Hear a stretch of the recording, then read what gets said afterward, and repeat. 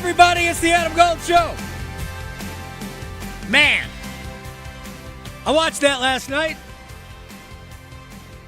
I am Adam Gold. Victoria's back. I am. Her hair's did. I know, and I think people can actually see it. It is true. I'm a real person. It is very true. We're back. We're back. We were back and up and running yesterday. I know. Fully on video, YouTube, Adam Gold Show or 99.9 The Fan. Search either one of those. You get to us. You can subscribe there. We'd love you to do that. Mm-hmm. I'm sure there are other things you can do to show your appreciation, your devotion. Devotion. So silly. But you can. I'm sure there's a like and a whatever you can do.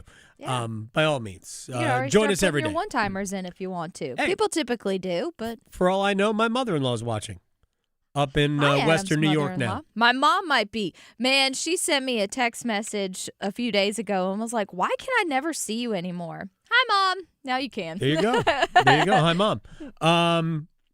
So we do know the opponent. Before we get to that, I got a lot of stuff we're going to talk about.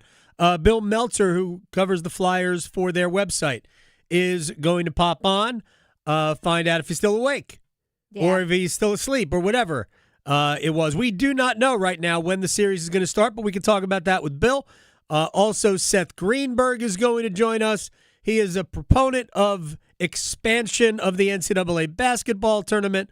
We will talk about that. Plus, he's a Yankees fan, so maybe we'll let him gloat. Ooh. Yankees, one of the best teams in baseball. You know who the worst team in baseball is right now? Is it the Mets? Oh, yeah. Yeah. Oh, they're really lost at home, gave up 14 runs to the Nationals yesterday. Yeah. It was just that year. It's all right. I'm not paying attention to it because we have other things to do. Right. Let's see what else. Real quick, before we get into anything, I provide this as a public service. Okay. Do you ever get gas at Costco? I have not, but I've seen the endless line. The lines are fine. Don't worry about the lines. Costco gas is, in general, like 30 cents less per gallon you're going to find anywhere else, especially as we, we're well over $4 a gallon now pretty much anywhere in the state of North Carolina. You can save where you can. Anyway, this is nothing about the price of gas, but for people who get gas at Costco, generally you go in, it's like Noah. You go in 2 by 2. Right, okay. Right, there are two long hoses so you can go either side, doesn't matter. Mm-hmm. Do yourself a favor, do everybody a favor. If you're first in line and the first person, because there's two, the first person is done before the second person, and they drive off. Do not drive around the person to get into the first one, because here's what you have effectively done. You have blocked the person behind you from leaving. Yeah. Which means that the person behind you can't advance until that person goes. Yeah. Don't be that person. Yeah. I hate being this guy, but I stopped somebody from doing that. For some reason, the gas was coming out real slow. Yeah. On my my hose. It happens. Everybody has a problem every once in a while, especially you get to a certain age. Right. Anyway, so I was slower than the person in front of me. Person was going, and this woman behind me was going to drive around, and I'm like, no. Stop. Yeah. And she's looking at me. She's looking at me like, what? Just wait. I'm almost done. Right. Yeah. That's okay. Hey, we both had a moment this week. Mine was movie theaters, people using their cell phones when the movie's playing. No, that's... Because we can see your screen. But I haven't had to deal with that in a long time. Young whippersnappers. I know. These guys. Yeah. All right. So I'm just trying to provide a little help, because people are probably going to Costco more now for gas than they were before, because obviously. Yeah. All right, we should go. Let's get it started. Let's get it started in here. I hate the people that kind of like when you're merging. First of all, people understand what a zipper is. You got to, zipper merge. Don't block somebody from moving in. Use all the available road, the legal part of the road. Use all of it. Yeah. Right. Gets more people through the lights. Yeah. Too. But don't be the person who blocks people from driving The one that drives down the middle to try to block the... Look, if there's available road, use it. All right. I don't care. You don't have to move over. Oh, we're going to merge in 600 yards. Drive all the way up to 600 yards. That's okay. You know what I've also learned in that situation? There might be signs saying that the road's going to close, but no one's home. Like, no one's there. Right. I don't know how many times, because I drive so much and I go through like 85 construction sites on my path. Sometimes they're not even doing anything. The road's wide open. They just left the signs out there. I'm going to teach a class. All right. Now, to last night. We finally found out. Took a minute. Who we were going to play in the first round or second round of the NHL playoffs, and it is the Philadelphia Flyers. You heard the winning goal, Cam York, with about 2.5 minutes left in the first overtime. It was a 1-0 final. Fun game. Pittsburgh had chances. Yeah, they did. Yevgeny Malkin had a great chance. I believe it was early in overtime on a pass out in front. And he was saved by Dan Vladar. There were other chances. Kind of disappointed Sidney Crosby didn't have a huge impact offensively in this series, but it also speaks to how good Philly is defensively. Philly blocks a ton of shots. They've got a ton of energy. They're a fast team. They've got some size. They've got some grittiness about them, and it's not just the mascot. It's a great mascot battle, by the way. Oh, Stormy's an amazing mascot, but I'm not going to lie. Yeah. Gritty's he's going to win over Gritty's Gritty. next level. Gritty just stands there and looks uncomfortable. He makes you uncomfortable. He looks Gritty is very comfortable. He is. He kind of reminds me of like a rejected Muppet. Do you if I said the name Jim Ignatowski, would you know who I'm talking about? No. That's Gritty. Okay. That's the mascot version of Jim Ignatowski. Look it up, kids. And between that and the Philly Fanatic, Philly's got mascots on lock. Anyway, Flyers are a good team. I don't hate the matchup for Carolina, but I would have said that about any matchup. You know how I feel about Carolina and whoever they play. If Carolina does what Carolina does, I like our chances. Yeah. End of discussion. I like Carolina's chances in the series. No, I don't know when it's going to start. We have 2 Game 6s tonight. We've got the Dallas, Minnesota, in Minnesota with the Wild on top 3-2. We've got Edmonton, Anaheim in Anaheim with the Ducks on top 3-2. I think that might be a wrap today. Maybe. Maybe. But maybe both of those series go 7. I think if they both end up going 7, then I think we're going to be looking at a Monday start. Yeah. I think if both of those series end tonight, then I realize this is kind of weird, but I can see us with a Sunday start. I don't see us with a Saturday start, even though there was a rumor that there would be a Saturday start. Mm-hmm. I think if there was a Saturday start, I think we'd know about it right now. Yeah. Because today's Thursday. It is. Yeah. I kind of think we'd know about it, but I don't know. I think the most likely scenario really is Monday. But again, shoulder shrug emoji. Yeah, it's happening. Just don't know. Just don't know. Shoulder shrug. It was funny because Canesmen yesterday, they were on Twitter just announcing it. Everyone underneath is like, when's the game? When's the game? When's the game? And every single comment, they're like, we don't know. We'll let you know. We don't know. Right. So, I don't know when the series is going to start. We have 3 games tomorrow that are all Game 6s. We could end up with 3 Game 7s. Heck, for all I know, we're going to have 5 Game 7s over the weekend. And we're all going to need a rest from that. Yeah. And what the NHL doesn't want to do is have a whole bunch of Game 7s knowing that those series are not going to start till Tuesday or Wednesday and have a series start Saturday when they're so far ahead. So I do anticipate Carolina being the first series to start, but I don't think we're going to really be here until Sunday or Monday. And I'm not even sure that it matters greatly one way or the other, but that's where we are. Canes and Flyers played 4 times this year. Every game went to overtime. And I'm here to tell you that none of this matters, by the way. What happened in the 4-game season series doesn't matter at all. Especially the last one. Because Carolina rested 7 players. Yeah. And Philadelphia needed to win to wrap up the division. And I would say this, for a Hurricanes team that was playing without 7 regulars, didn't need anything out of the game because they had already clinched the number 1 over. Actually, I think they needed a point. A point clinched the number 1 overall seed, but ultimately they didn't need it. With all of that said, Carolina was just playing out the string, and it still was a game that went to a shootout. And I'm just want to remind you, it still doesn't matter. None of it matters. What happened in the second game of the season doesn't matter. What happened in mid-December, the 30th and 32nd or 30th and 31st games of this doesn't matter. All of that doesn't matter. Philly's not the same team today that they were back in December, and the Hurricanes obviously are not the same team as they were in Game 81. So none of the regular season series matters at all. I will tell you this.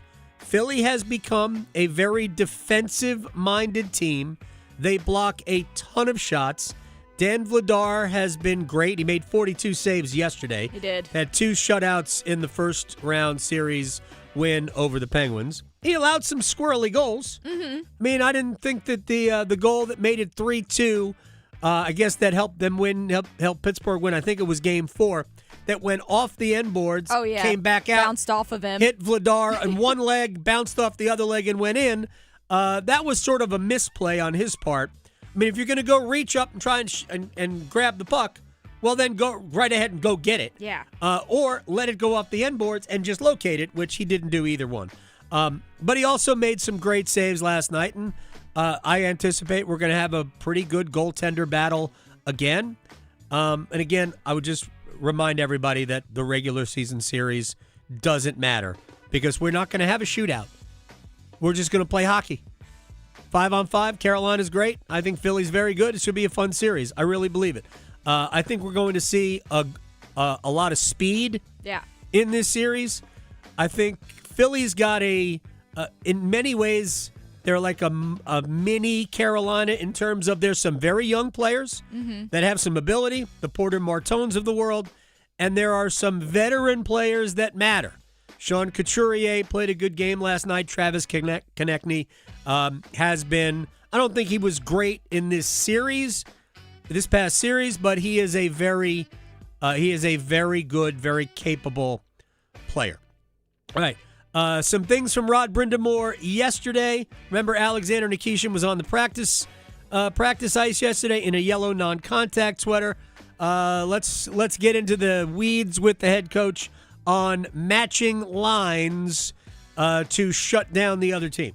Well, at the end of the day, I mean, just to make it as obvious as it sounds, I mean, if you give up a goal, you got to get 2. If you give up none, you just got to get the 1. And so if you just think of it that way when you're playing against the line, you know, it was a lot to be made about, you know, that top line was going against their top line, and they both kind of cancel each other out. And that's okay, you know, as long as we get contribution somewhere else.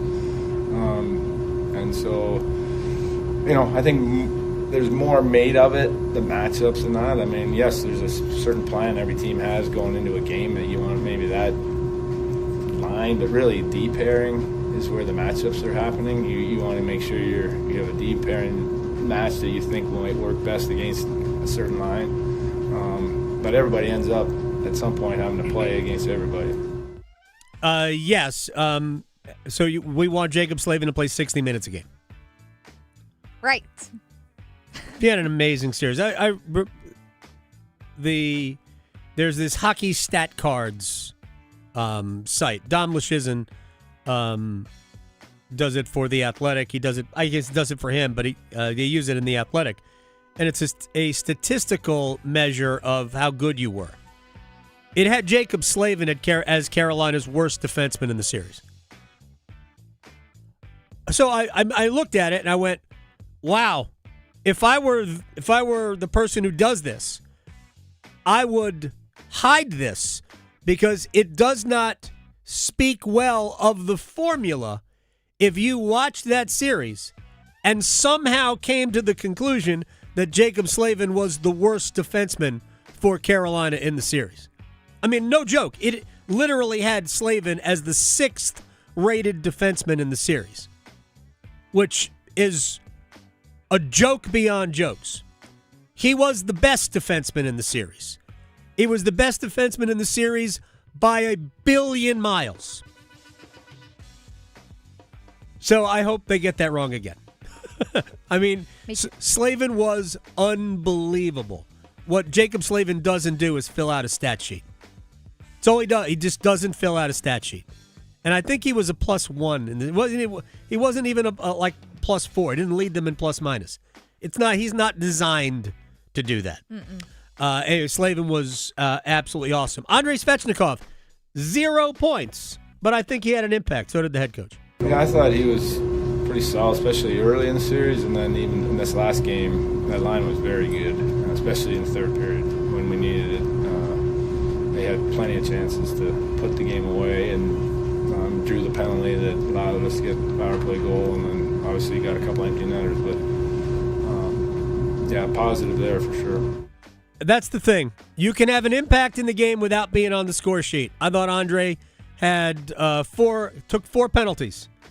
Right, he was in the box, especially twice in the in Game 4 for beating up Tyler Clevin or beating up Tyler Clevin's uniform. He punched him in the nameplate a whole bunch of times. Anyway, I thought Andre was excellent in the game. I really did. I thought that line was very good, even though it didn't get on the score. Although it did, I guess. Aho had 2 empty net goals and Jarvis had 2 empty net assists, but we all know what those are. All they are is helping you finish the game. We'd be kidding ourselves like, hey, Sebastian Aho had 3 goals in the series and 1. It's a great goal. We had 1. All right. Let me move on. Duke basketball. A couple of things about Duke basketball. They have finished building out the roster for this year. Joakim Boomche. That's a name. It is.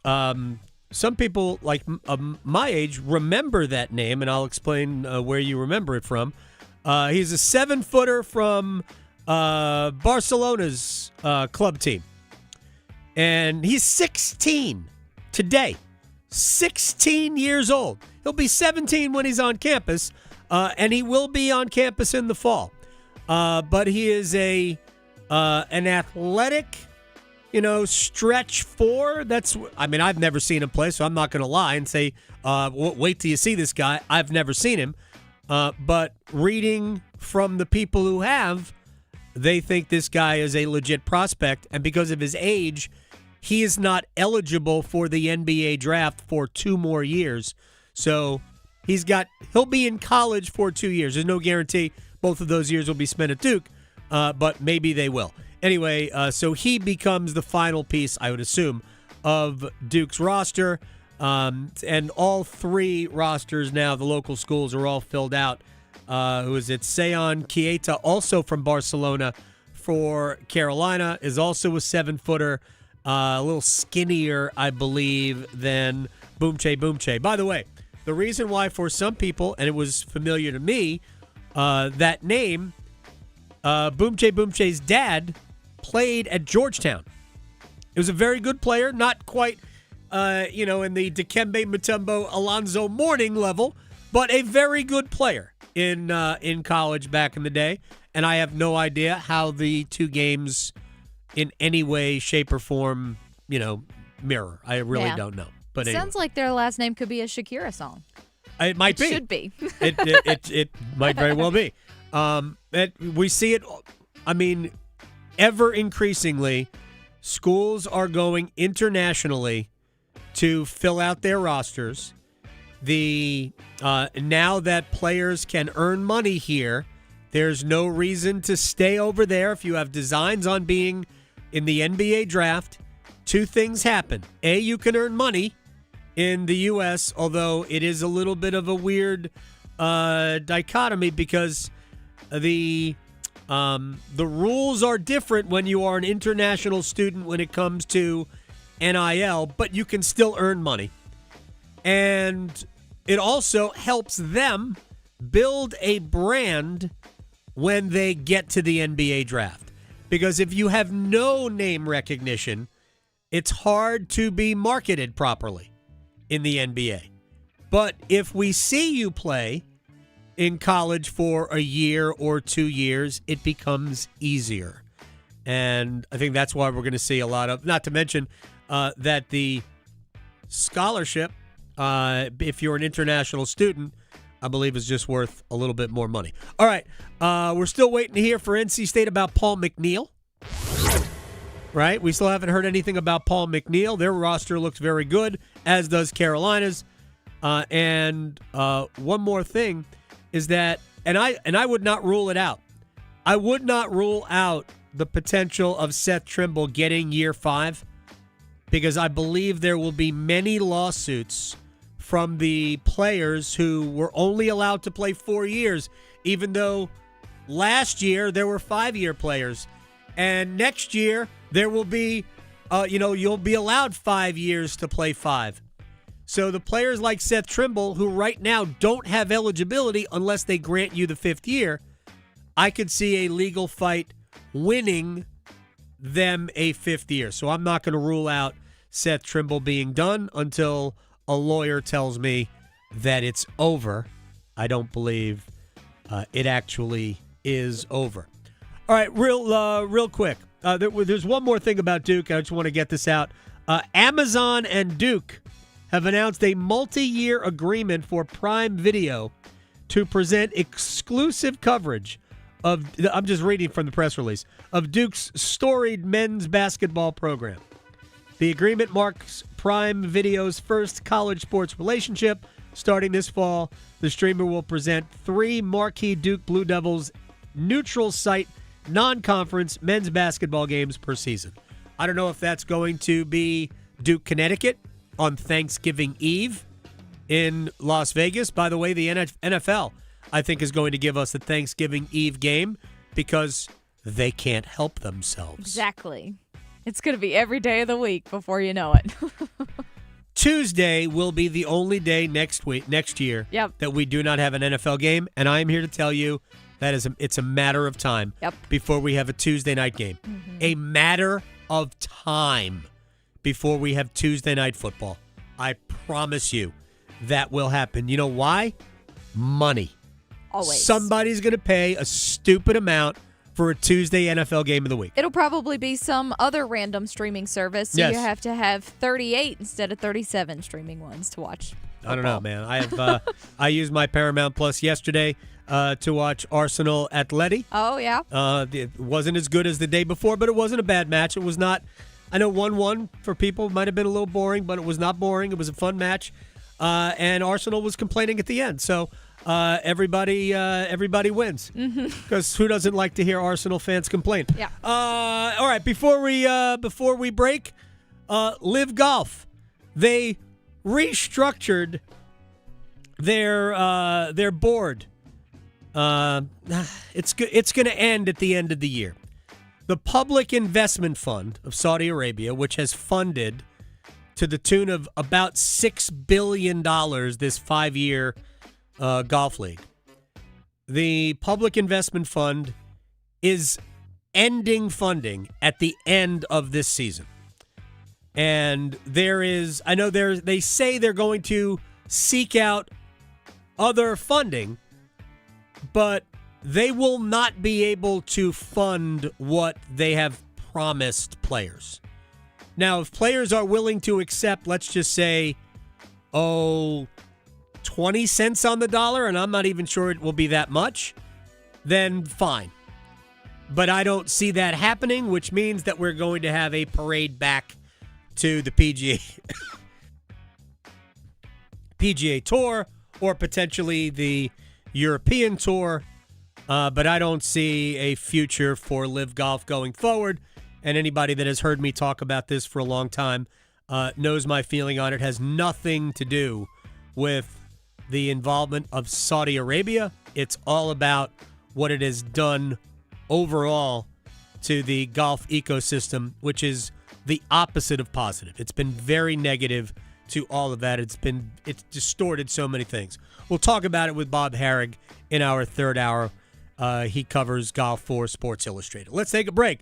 Bill Meltzer for the Flyers website on NHL.com. He will join us. We'll see if he can still smell the remnants of a celebration in Philadelphia. Philly, Carolina, Game 1, sometime.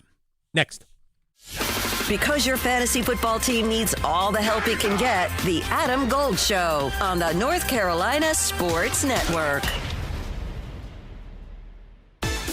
It's time for our 12 o'clock keyword in our Canes playoff ticket giveaway. This hour's keyword is Blade. Text Blade to 919-860-5326 for your chance to win a pair of tickets to a Round 2 Stanley Cup playoff game in Raleigh and help us sound the siren. Again, this hour's keyword is Blade. Text the keyword to 919-860-5326 right now. Good luck from 99.9 The Fan, your official audio home of the Carolina Hurricanes.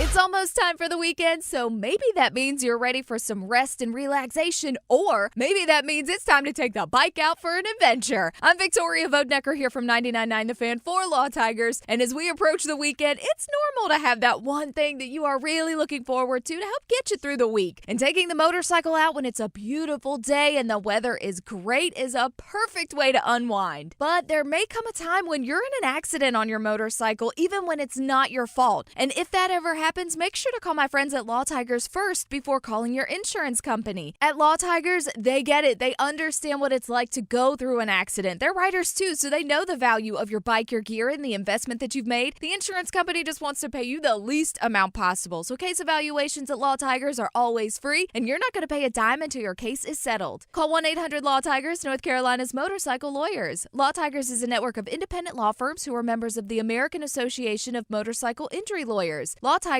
is not a law firm. It's bow time.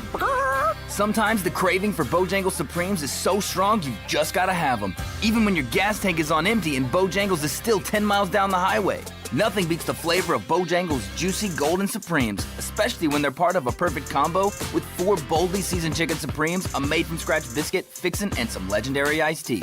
The only thing that can satisfy your hunger is that delicious southern flavor. So when the craving is supreme, put the pedal to the metal. It's bow time. There's no time like bow time.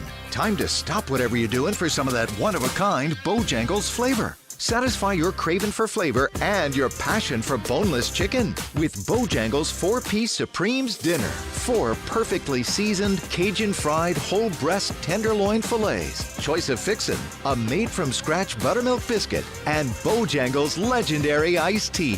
When you're hungry for flavor and value, it's bow time. Credit card interest rates are now over 29%, and most people are only making the minimum payment, so they're getting nowhere. Hey, it's Dennis Cox for Loan Pronto.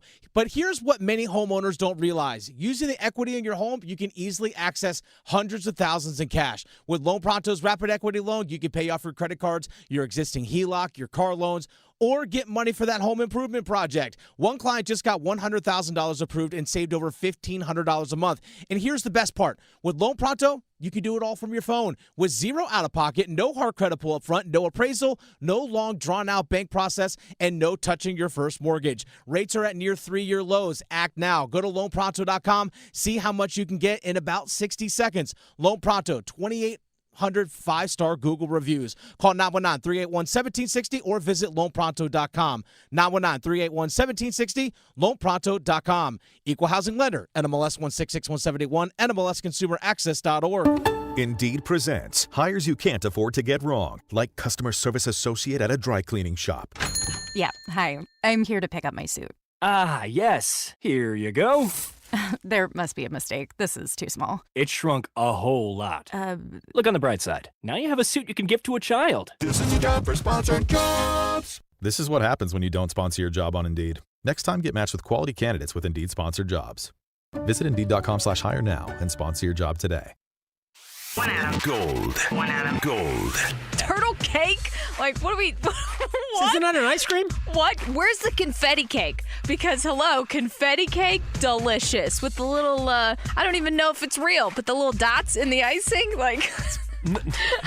None of these are real. What kind of fake thing that is, but it's delicious. It's my childhood. Like, that wasn't in the top 10. His opinion's invalid to me. The Adam Gold Show.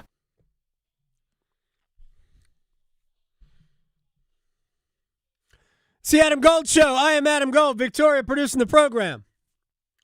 For the first time ever, the Carolina Hurricanes and the Philadelphia Flyers, a franchise kind of joined by one player, will meet in the playoffs. Bill Meltzer covers the Flyers for the team's website. He also does a whole bunch of other things as well, and he joins us on the Adam Gold Show. I noticed on your Twitter, the picture on your Twitter bio at BillMeltzer.com, I see their banners for the Flyers Hall of Fame, and there is the name of Rod Brindamore right there.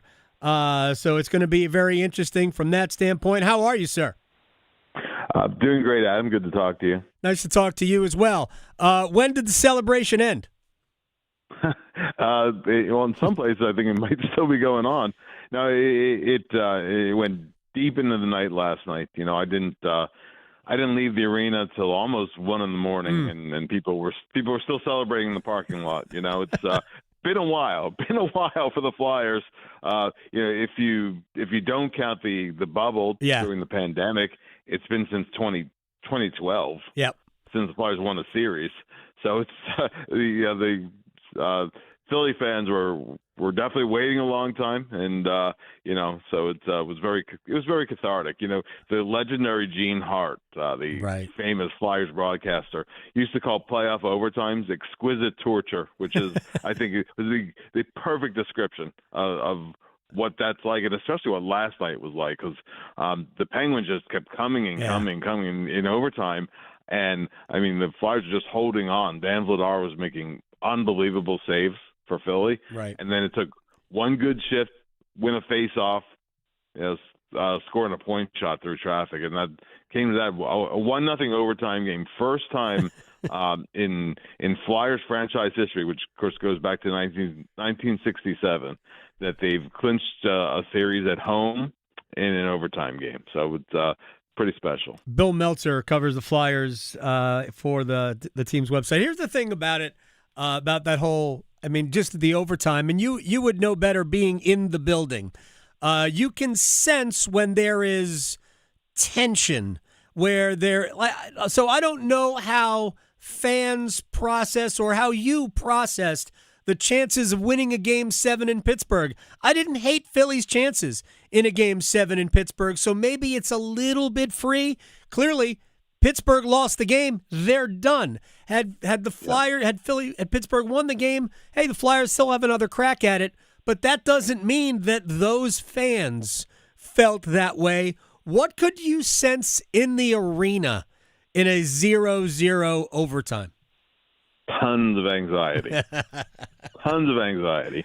I mean, because the Flyers were up 3-0 in the series. Right. Right.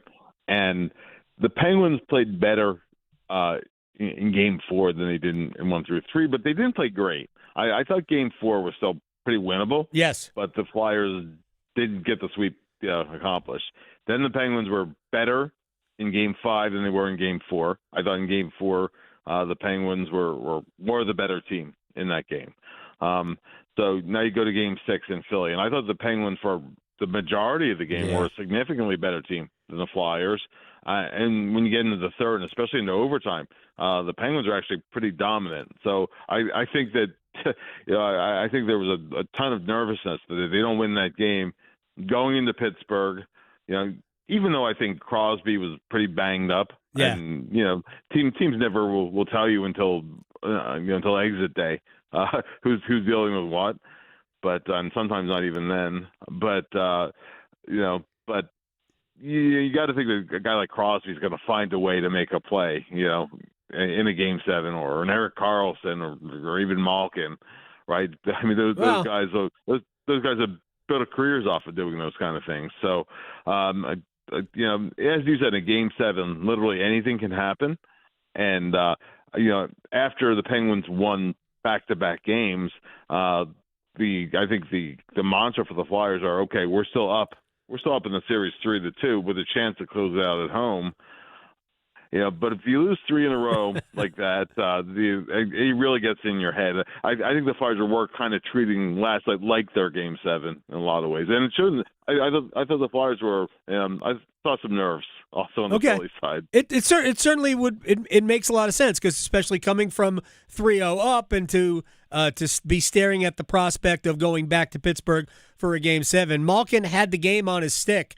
I think it was early in the overtime, and Vladar came up with the goods on that save. And you're right. I mean, Sidney Crosby, maybe he was banged up, maybe he's not.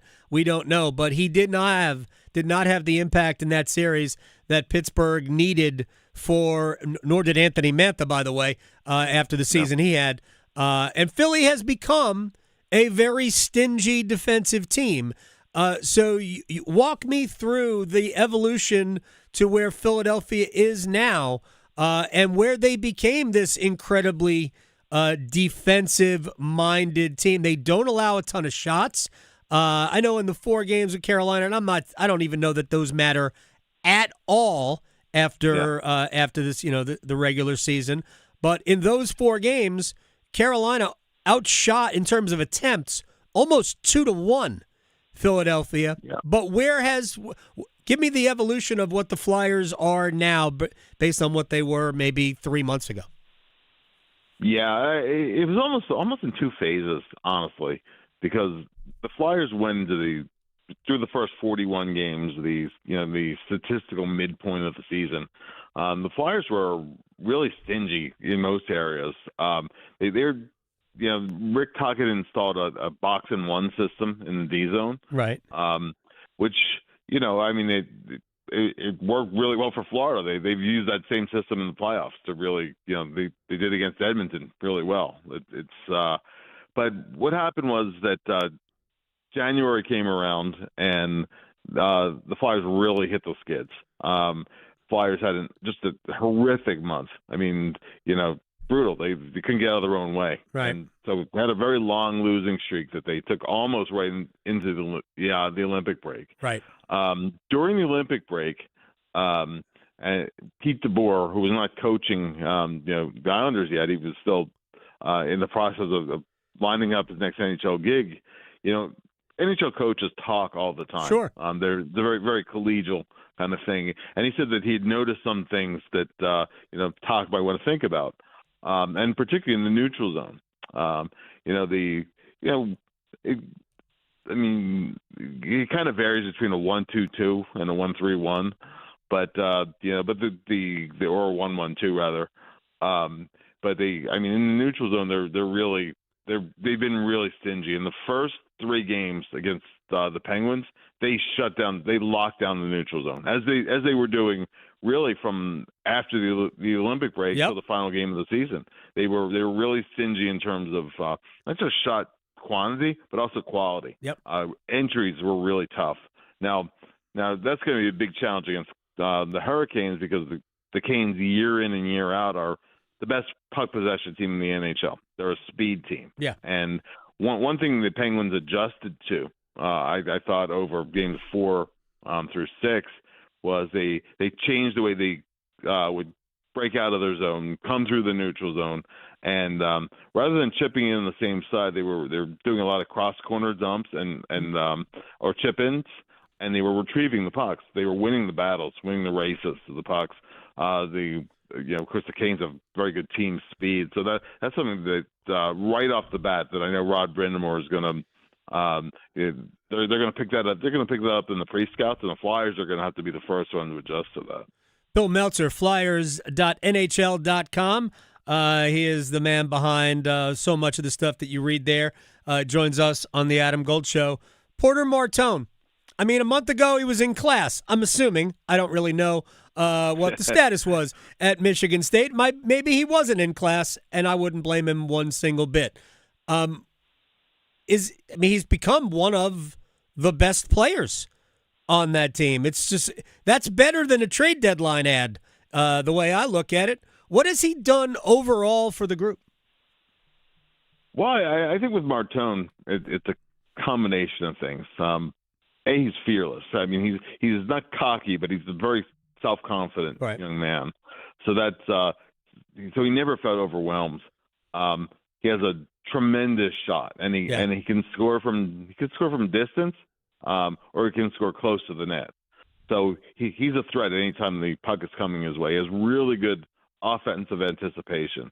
What his two goals had in common in the Penguin series, even though one was from distance and one was him going to the slot, was finding open space, finding soft ice where he could, and the puck has a way of finding him, as it often does with the best offensive players. Mm-hmm. And then if you overplay him to shoot the puck, he has really good ice vision, so he'll burn you with a pass. So that really stood out during his whole stretch late in the regular season, straight into the playoffs. I'm wondering if he hasn't hit the wall just a little bit, though. Between his college season, I thought during the Penguin series, particularly games 5 and 6, I thought the pace was a lot for him. Right. So I'm just wondering, but and I know he'll adjust. Sure. So we'll see what happens over those couple days till the series starts. But that's a player who's going to be a very, very good offensive force in the NHL for a long time to come. No doubt. Like, he just oozes it. I know. And Trevor Zegras had a great year, and he was very noticeable in all 4 regular season games against Carolina. Real quick, did Rick Tocchet know when the series is going to start? Because I know he's already had his meeting with the media. Is there an indication of are we? We're not going to start Saturday, I think. Are we going to start Sunday or Monday? Do we know? We don't know yet. The NHL never they don't want to, it until every series is done. So I mean, look how long the Hurricanes are going to be sitting around, and they already already know they're playing Philly, right? I'm guesstimating, but I think it's a fair guesstimate. Tuesday might be when the series really starts. My gosh, if it's going to be like the start of another season. By the way, I'll have you know, Carolina won 5 in a row to start the season. So it's going to feel like the start of another season. I'm not trying to scare you, Bill. But I want to start this series already. We should be you and I should be able to make this determination. We can start Sunday before whatever game 7s are before. Yeah, I agree with you. Because to me, it's unfair to the teams that wrap it up earlier. And there's likely to be at least one game 7. There's potentially, so the bunch of series are 3-2 or tied. You just made me angry. I don't want to start Tuesday. Final thing for you. All right, give me an idea of what needs to happen in your mind for Philadelphia to win the series. I would say Dan Vladar has to continue what he's been doing all season, especially in the playoff series. Goaltending cures a lot of ills, as you know. They had to get something on the power play. The power play was once again ranked dead last in the NHL. So special teams, they're going to have to generate something. And the third factor again is getting back to locking down the neutral zone. Because the Canes will bury them. If the Flyers allow time and space, the Canes are a faster skating team than the Penguins, so the Flyers will have to adjust to that. If they could do all 3 of those things, maybe steal a game or 2 in overtime, who knows? You make a good series out of it. But I mean, the Canes will clearly be the favorite. All right, Bill. We'll chat when you come to town. Hopefully, it's not. I don't want Tuesday. We got to get this at least underway by Monday. But you and I will chat again. I appreciate your time. Anytime. My pleasure. You got it. Bill Meltzer, flyers.nhl.com. I didn't want to hear Tuesday. I don't want to hear that. Can we please get this thing underway already? If it's Tuesday, how many days is that between games for Carolina? 11? Would it be 11 games? 11 days? We played Saturday, last Saturday. Like tomorrow is 7 days. Right? Tomorrow would be 7 days, yeah. Then we have Saturday, Sunday, Monday. Yeah. It's like 7 weeks. Tuesday would be the 11th day. Mm-hmm. And on the 11th day, the team resumed playing hockey. No. No. One-timers. Next.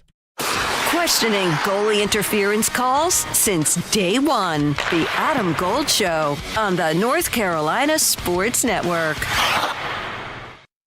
This April, during Line Worker Appreciation Days, we celebrate our hometown heroes, the public power line workers who keep our communities powered and connected. From powering homes and businesses to restoring service after storms, public power line workers show up every day, rain or shine, to keep the lights on in the communities they serve. Join us in saying thank you to these dedicated, skilled professionals by visiting electricities.com/thank-a-line-worker. As veterans, we're no strangers to helping others. It's what we were taught, trained, and told to do. It could be for anything. Helping a friend move. Listening to a fellow veteran for hours, at any hour of the day. Or just simply making time for people. A neighbor, a loved one, or even a stranger. We're often the first to help others. There's no question about it. But we do have one question for the veterans listening. When was the last time you reached out for help? Perhaps it's time to do for yourself what you would do for others. If you or someone you know needs resources, whether it's for stress, finances, employment, or mental health, don't wait. Reach out. Find more information at va.gov/reach. That's va.gov/reach. Brought to you by the United States Department of Veterans Affairs and the Ad Council. Have you ever considered a career as a public power line worker? Public power line workers use a variety of specialized skills to build and maintain a locally owned and operated electric system. As a public power line worker, you can expect a career that allows you to work close to home, a safety record superior to other energy providers, and training and apprenticeship opportunities. Learn more about public power and careers in public power at electricities.com. Every day, people battling addiction suffer in silence. Because of stigma, they fear judgment. They fear being labeled, and too often, they don't get the help they need. But you can help change that. Join the Governor's Institute and be a superhero in the overdose battle campaign. Learn how to break the stigma, support those in need, and save lives. Visit governorsinstitute.org/superhero to get involved. Be a hero, fight stigma, save a life. Agriculture drives our local economy. I'm Lee Ivey, Director of the Agricultural Institute at NC State University, and we are looking for our next generation of leaders. If you want to make a difference and help feed the world, join us at the Ag Institute, where we grow successful graduates, productive futures, and rewarding lifestyles. We offer 2-year degrees and hundreds of internships. Invest in yourself and learn more online by searching NC State Ag Institute. Deadline for fall enrollment is June 1st. 2 years, 1 degree, endless possibilities.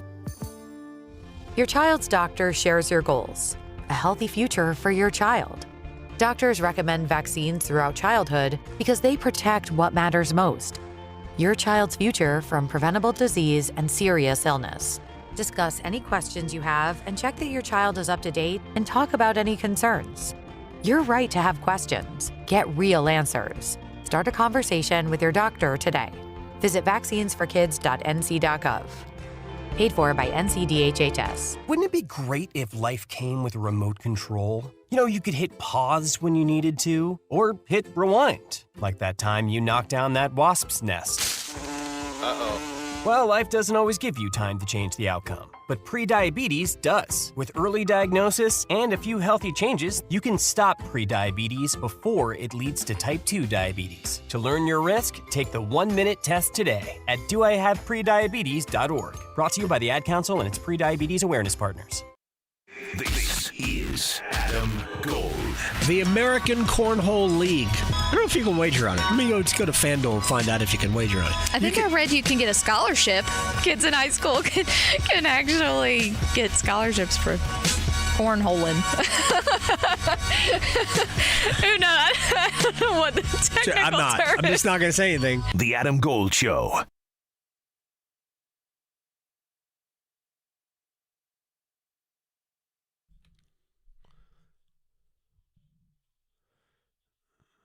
I'm not the only one thinking of the movie Madagascar now, am I? Right? You shouldn't be. I think of it too. I love that movie. Yeah, it's great. So much. Yeah. So much. My gosh. Oh, yeah. It's great. Wait a second. I'm having a moment. What a phenomenal movie. All right. Lots to do. By the way, Pro Football Focus has given the Carolina Panthers the off-season championship. Oh. Yes. The off-season champions, according to Pro Football Focus. A- in free agency, A+ at the draft. All right. Look at that. Print the playoff tickets now. I know. One-timers. Okay, so I don't know if Linda Cohen would have glowing reviews for the Canes because starting things off, Brian in our YouTube stream was listening to the NHL radio under review, and she was a guest. She also picked the Flyers and commented that the Canes are offensively challenged. So The second highest scoring team in the league? I know. Are they? Okay. Maybe. I don't know. I could be wrong. Yeah, exactly. Okay. So I figured those would be your I should thoughts. call Linda. Right, yeah. Let me get Linda on. Right, yeah. Get Linda on. What are we doing? You need to back this up. So, yeah, there you go. There's no backing them up. It was a terrible take. Next up from Brad, what is Ehlers' prognosis? I think it'll be fine. Rod Brindamore doesn't seem concerned about it. I know he didn't practice the last couple of days, but especially if we're not going to start till sometime in June, this series. Yeah. We're gonna start soon, some point next 3-4 days. But I'm sure that Nick Ehlers will be good to go. I don't know if this one was throwing shade at your Mets, but longtime Seahawks fan wants to know why are the Mets the worst team in the NL? That's a great question. and look, I'm not even gonna. I know they've had some injuries and they're not hitting. But I mean, I honestly don't know the answer to that. But they were 7-4 at one point. 7-4. They have lost 16 of their last 19 games.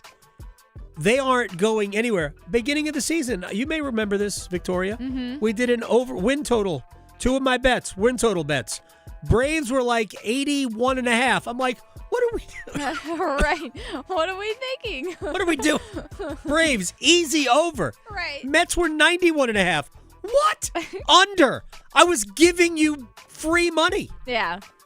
Yeah, the Mets aren't going to win 75 games. No. No way. Well, yeah. And by the way, they might be the most expensive team in terms of payroll in the league. I think the Dodgers are ahead, really, but I mean the Mets are in the top 3, no worse. Yeah. And by the way, I meant to ask this of Bill.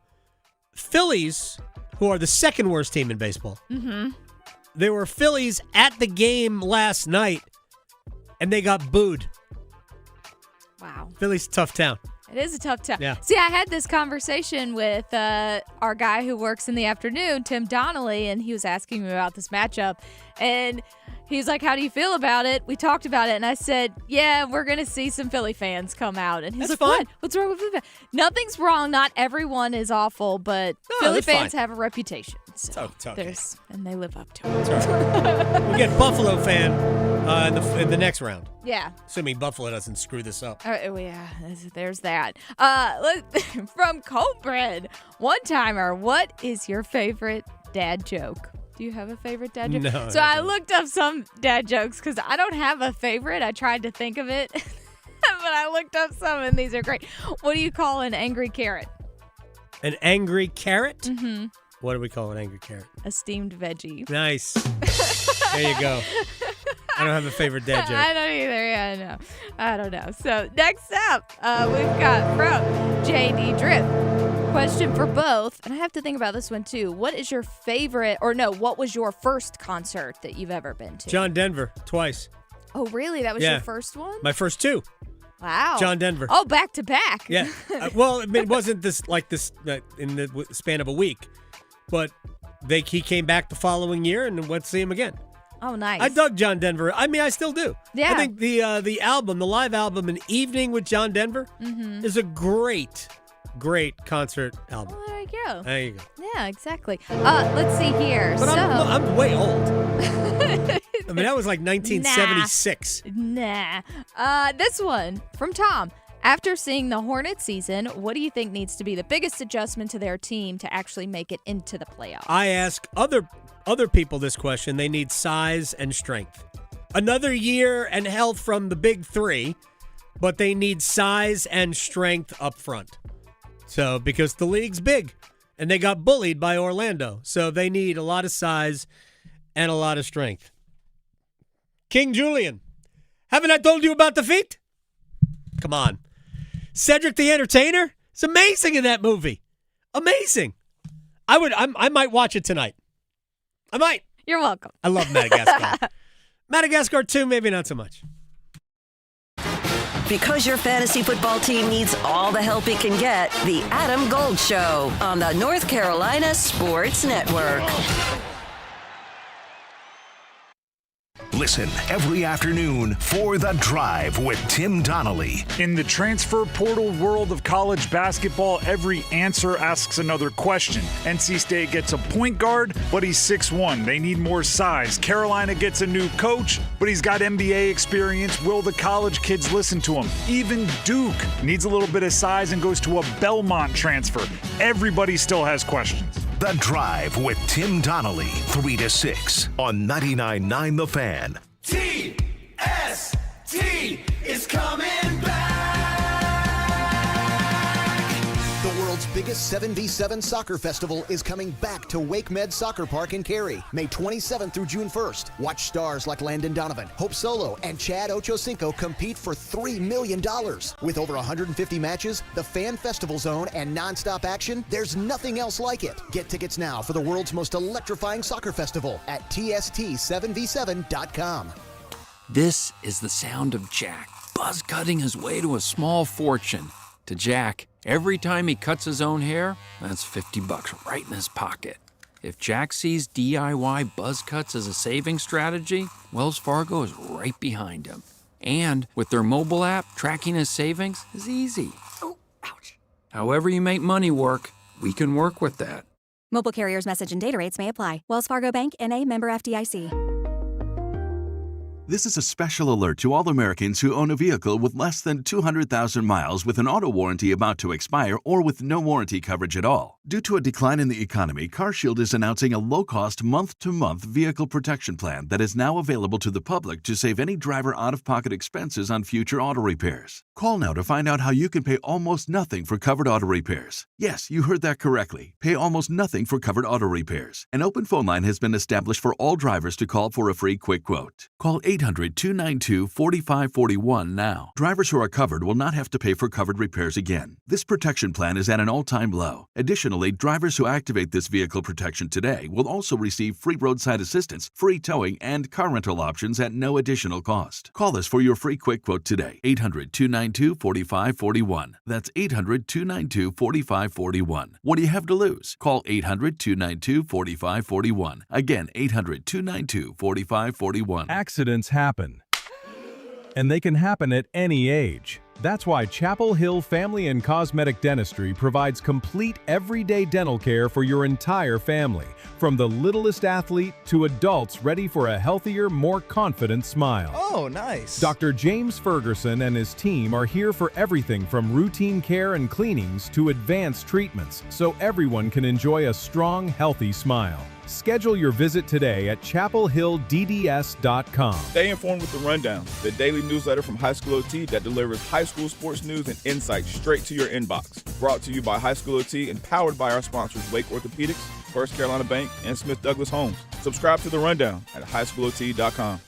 Indeed presents hires you can't afford to get wrong, like customer service associate at a dry cleaning shop. Yeah, hi. I'm here to pick up my suit. Ah, yes. Here you go. There must be a mistake. This is too small. It shrunk a whole lot. Look on the bright side. Now you have a suit you can give to a child. This is your job for sponsored jobs. This is what happens when you don't sponsor your job on Indeed. Next time, get matched with quality candidates with Indeed sponsored jobs. Visit Indeed.com/hire now and sponsor your job today. I'm attorney Brian Ritchie. Getting hurt in a car wreck comes with all kinds of stress and frustration. But when you call me, I'll be on top of all of it. So all you need to worry about is getting better. If you've been injured in a car wreck, I'm on top of it. Contact us at ritchielaw.com. Broadcasting live from the Eagle Leasing Studio. WCMC HD1 Holly Springs. 99.9 The Fan. The Triangle Sports Leader. I think Slavo today, I just looked at it, was out there for 10 minutes of the 13 minutes we were shorthanded. Like, that's kind of says it all for you. So value there. It's not the recipe. You don't want to be in the box for that, obviously. But if you are, it certainly gives us confidence that we can handle it. 35 seconds left in Carolina. Can throw this back out of the zone. Slavin had the stick knocked out of his hands, which should have been a call. But then I don't know how he got that stick back. Only Slavin can do it like that. We say it. Jacob Slavin doing Jacob Slavin things. It's the Adam Gold Show. I'm Adam Gold, Victoria, producing the program. Seth Greenberg, ESPN college basketball analyst, former head coach at, let's see if we can do this right, South Florida, Long Beach State, Virginia Tech. He will join us this hour. We'll talk about the expanded NCAA tournament field. It hasn't been voted on yet, but we all expect it's going to be. It'll be a field of 76. Get his take on why it's good. Here's the thing. I've talked about this a lot. I can see, even if I disagree, I can see how a 12-team playoff, soon to be a 16-team playoff, and quite possibly a 24-team playoff, but a 12, I can see how a 12 is better than 4. I disagree, but I can see the argument that 12 better than 4. I can see it. My question for Seth Greenberg, and I have many questions, how is 76 better than 68? Better. 68 does not exclude any worthy teams, unless we are looking at it specifically from a coach perspective and self-preservation. He did make one good point in that he had teams at Virginia Tech that were, I'm not going to say deserving, but won 10 or 11 ACC games. Of course, with the schedules being as imbalanced as they are, not every schedule is the same. 11 wins might not be as good as 9 wins for another team. But we'll talk to Seth Greenberg about that a little bit later on. The soundbite that we just heard coming back was Mike and Tripp talking about how great Jacob Slavin is. I've been consuming a ton of hockey videos over the last, since Carolina ended the series on Saturday, because I just jonesing for just content, just to watch, to listen, and to hear how people have talked about Carolina's sweep of Ottawa. Well, there is a hockey show online, YouTube show, SDPN. I don't know what that stands for, but it's very popular. I've seen Hurricanes players on it, but they did about 17 minutes on the Hurricane sweep of Ottawa, and they spent about 5 minutes talking about Jacob Slavin. And I'm telling you, it's worth it. Just, first of all, the whole thing's worth it. It'll be the fastest 17 and a half minutes you've ever spent online. But it's worth it just to hear them talk about Slavin. And they were comparing him to a fantasy hockey player. So if you play fantasy hockey, what are the stats that you accumulate? Points, goals, assists, hits, penalty minutes, for defensemen, blocked shots, all of these things that you accumulate points. And Slavin blocks shots, but he doesn't accumulate much of any of the other counting stats. All he is, and it was very, very funny how they talked about it, but it was utterly reverent about how good he is. Some people get it, and some people try to tell us there is a statistical measure that shows that Jacob Slavin isn't great. And I would say that you are not wise when you say that. I remember when Dougie Hamilton was here. This is an absolute truism. And Hamilton was about to leave via free agency. And bless the New Jersey Devils' hearts for signing him to a $63 million contract over 7 years. Bless your hearts. They're trying to get rid of that contract right now, by the way. But there was a line of thinking then that it was actually Hamilton that made Slavin look better. We laughed then. We are laughing harder now. Yes. Jacob Slavin is the best defensive defenseman in the NHL.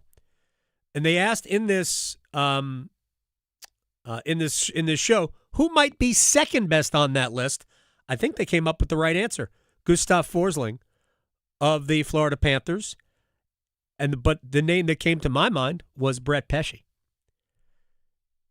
Pesce just needs to stay healthy. And Pesce would go on that list too, our old friend Brett. All right, lots to do. Seth Greenberg is going to join us in 15 minutes. Let's run it back. All right, couple of things. We've got Canes Flyers. Bill Meltzer, who covers the Flyers for their website, intimated that he thinks maybe Tuesday for a start. If I could have reached through the phone and slapped Bill, I would have done that. I don't want Tuesday. Frankly, I want to start Sunday, but my sense is that we're looking Monday, unless there's an arena issue with Philadelphia, because we don't have anything scheduled. Because as soon as the season is over, whenever that is, they're going to do renovations on the arena. So there's nothing scheduled at Lenovo Center other than hockey. Yep. That's it. That's it. So if you're asking me when will off-season renovations begin, I will tell you late June. Mm-hmm. Yep. Yes, I said late June. So somebody asked earlier, are you worried about the Flyers? I'm like, Philly's good. I said the same thing about Ottawa. Ottawa's good. I wouldn't be surprised if Carolina struggled in this series, struggled to win this series. But if Carolina does what Carolina does, I expect Carolina to win the series. Me too. So, they may not sweep them, but I don't anticipate. I don't anticipate a sweep. No, I mean, not at all. Again, I think we're talking about a long series, but I trust Carolina.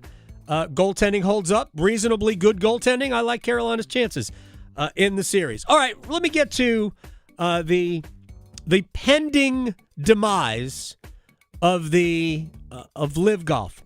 We have Stephen A. Smith, who said this on First Take today, and I want you to hear it, and then we'll talk about it very briefly. If the PGA decides to punish these golfers, we should be all, excuse my language, we should stay in their ass like white on rice. They should not be punishing anybody. It was their negligence. It was their abuse. It was their taking golfers for granted that forced the existence of Live to begin with. The players didn't want to leave the PGA. They were forced to because they were looking for better opportunities because of the manner in which they were treated. And we know this because the PGA stepped in afterwards once Liv came into existence, Mike Wilbon, if you remember, and they expressed a willingness to make these modifications because they knew that you had done the players wrong. You wouldn't have felt the need to alternative measures and to modify your approach if you thought you were doing the right thing. All right. Now, I try as best I can to never comment on anything that I have no clue about. I wish everybody else would do the same thing.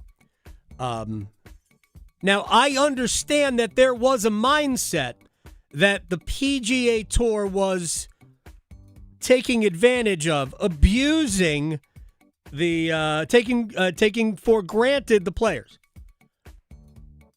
That's incorrect. The players because of the way the tour was set up, which it is no longer set up this way anymore. Because of the way the tour was set up, players received as much money as was available to them. The problem with people like Stephen A. Smith who don't know the way it was that the sport does not generate the revenue that other sports do. It just doesn't. It doesn't generate NFL caliber revenue or NBA or Major League Baseball caliber revenue. It does not do that. And because of that, every golfer, you earn money.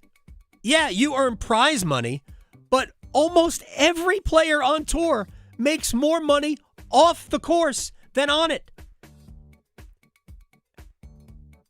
It's amazing. That's the way the tour has been structured. Endorsements, appearances, all of that. You earn more money away from the actual game that you play than you do playing it. And what Live Golf did was it distorted the finances of the sport.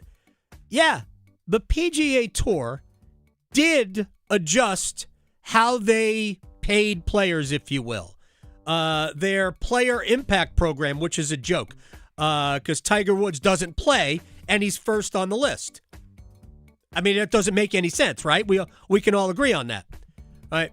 The way the tour reacted was, all right, how do we keep our players, our best players, as many as possible, from taking 9-figure guarantees from the Live Tour? How do we prevent them from taking $200 million upfront payment to go play nothing more than glorified exhibitions and keep them here on our tour? How do we do that? Well, we better pay them a lot more money than we're paying them. So what happened? They went to sponsors, and sponsors, by and large, didn't want to do that. Because they have to answer to shareholders. Their advertising money has to make sense. And it doesn't make sense for investment company to come up with $20 million in a purse for a weekend. It doesn't. So the notion that this money was there and they were just keeping it from the players is a joke. It's a lie. And that's what Liv did. Liv distorted the finances of the game. As for players coming back, here's what I think is going to happen. As long as the players, and some of them will have to do more than this, but as long as some of the players just pay the fine, what Brooks Koepka is doing, paying the fine, not having eligibility for some of the events, and playing his way back into that group that will play in the highest events, the elevated events, as long as a John Rahm or a Bryson DeChambeau, as long as they do that, then they're back. Pay the fine, work your way back. Patrick Reed is taking a year suspension.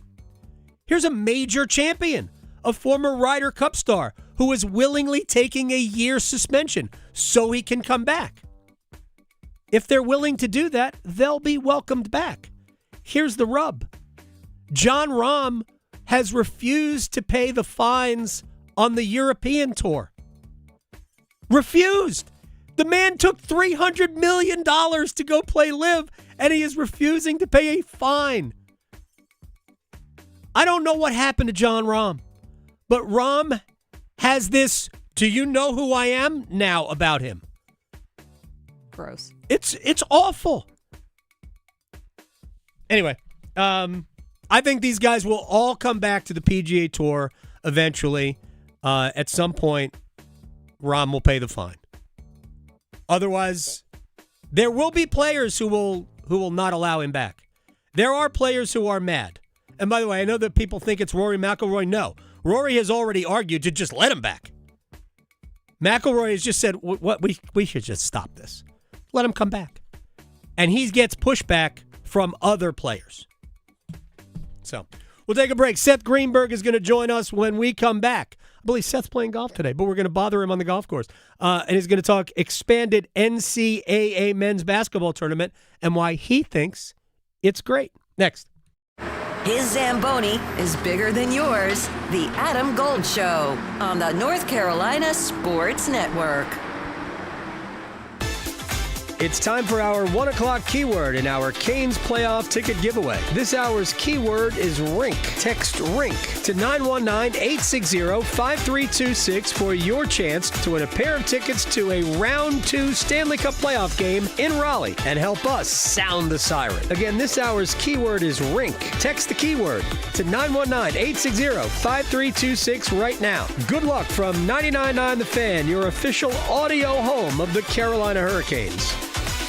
It's one of my favorite times of the year. The NHL playoffs are going on. Flowers are blooming. The weather is getting warmer. And that means it's time to break the motorcycle out. I'm Victoria Vodnecker here for Law Tigers, who are also people with a passion for the open road and the freedom that comes along with riding. There's really nothing like it. And once you've experienced it, it hooks you in and you're always thinking about that next adventure. But with great fun, sometimes come big risks. And I've known people who've been in motorcycle wrecks, but they know to call 1-800-LAW Tigers before calling their insurance company. Law Tigers just celebrated 25 years in the business and has helped thousands of people, so they understand what you're going through. They're riders too, so they know the value of your bike, your gear, and the investments you've put into it. Your case evaluations are always free, and they don't get paid until your case is settled. Call 1-800-LAW Tigers, North Carolina's motorcycle lawyers. Law Tigers is a network of independent law firms who are members of the American Association of Motorcycle Injury Lawyers. Law Tigers is not a law firm. Dauntless Transmissions has been the trusted transmission shop in Raleigh for more than 27 years.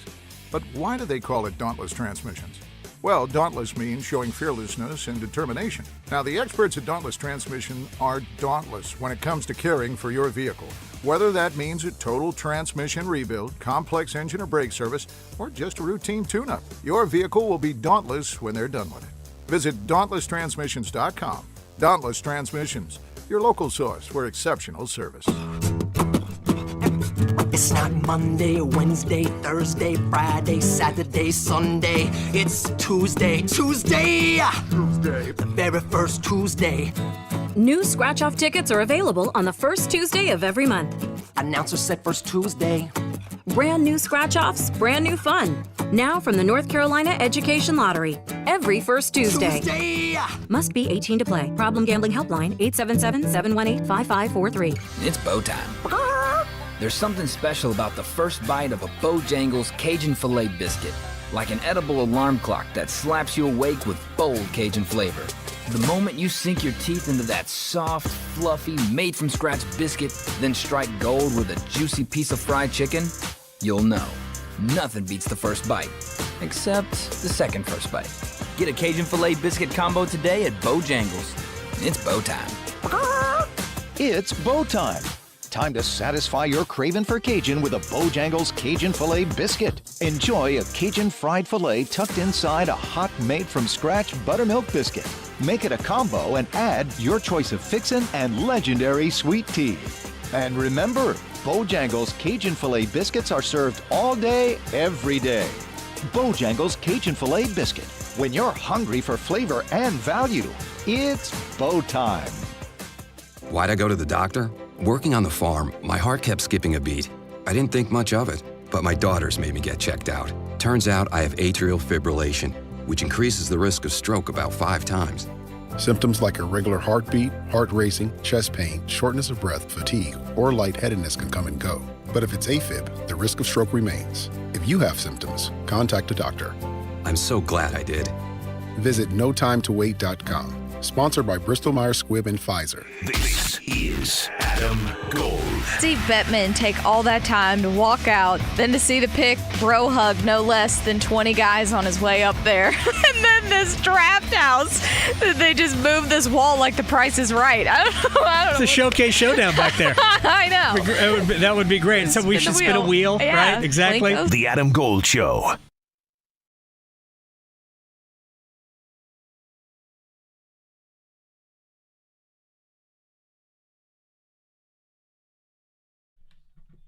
It's the Adam Gold Show. I am Adam Gold. Seth Greenberg in just a few minutes. Couple of things about Duke basketball while we are waiting on Seth Greenberg. They entered a deal. I don't know what the framework of the deal is, but Duke has entered into a deal with Amazon Prime for exclusive rights to 3 different games this year.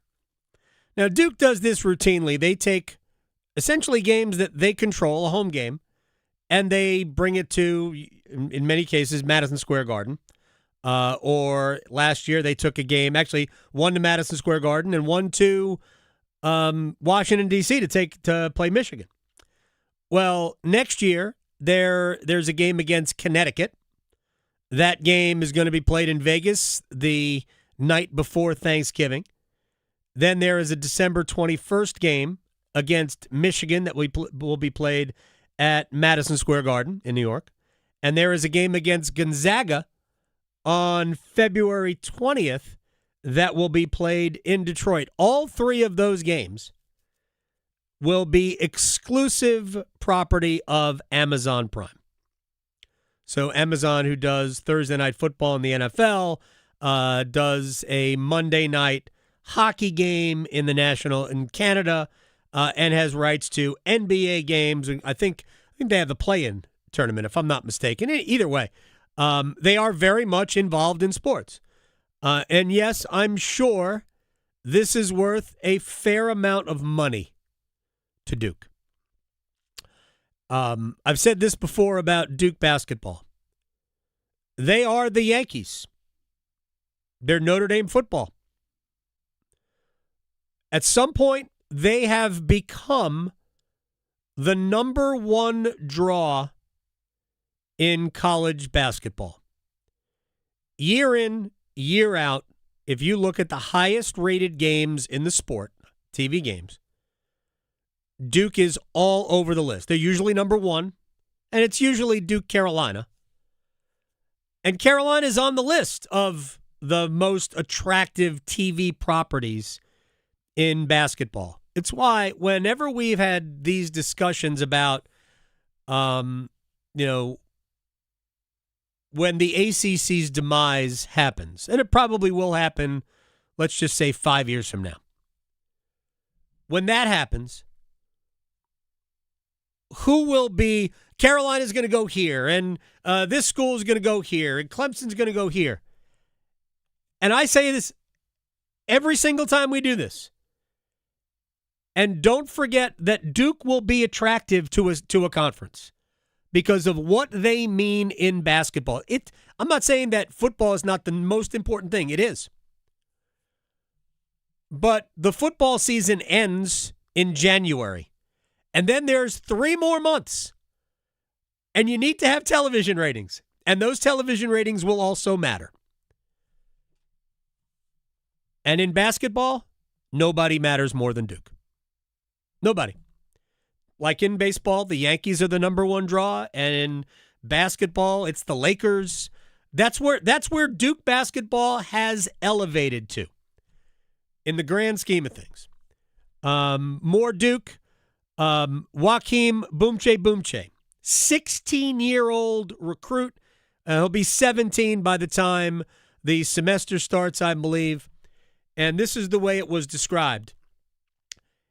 International players are not part of recruiting rankings. They're not. So, like when, who was the player last year? Not this past season, but the season before. Drawing a blank on a name because I'm old. But Duke had an international player, was at NBA Africa, and came over, and he would have been a top 10 recruit. Well, Joakim Boomche would have been the number 1 ranked player in this class had he been in, playing at IMG Academy in Florida. He would have been the number 1 player in this class. This is what I'm reading. I have never seen any of these players. I don't watch recruits. I don't do that. He reclassified to this year so he could come to school because he'll be eligible in college. But even if he were in the 27 class, he would have been the number 1 ranked recruit.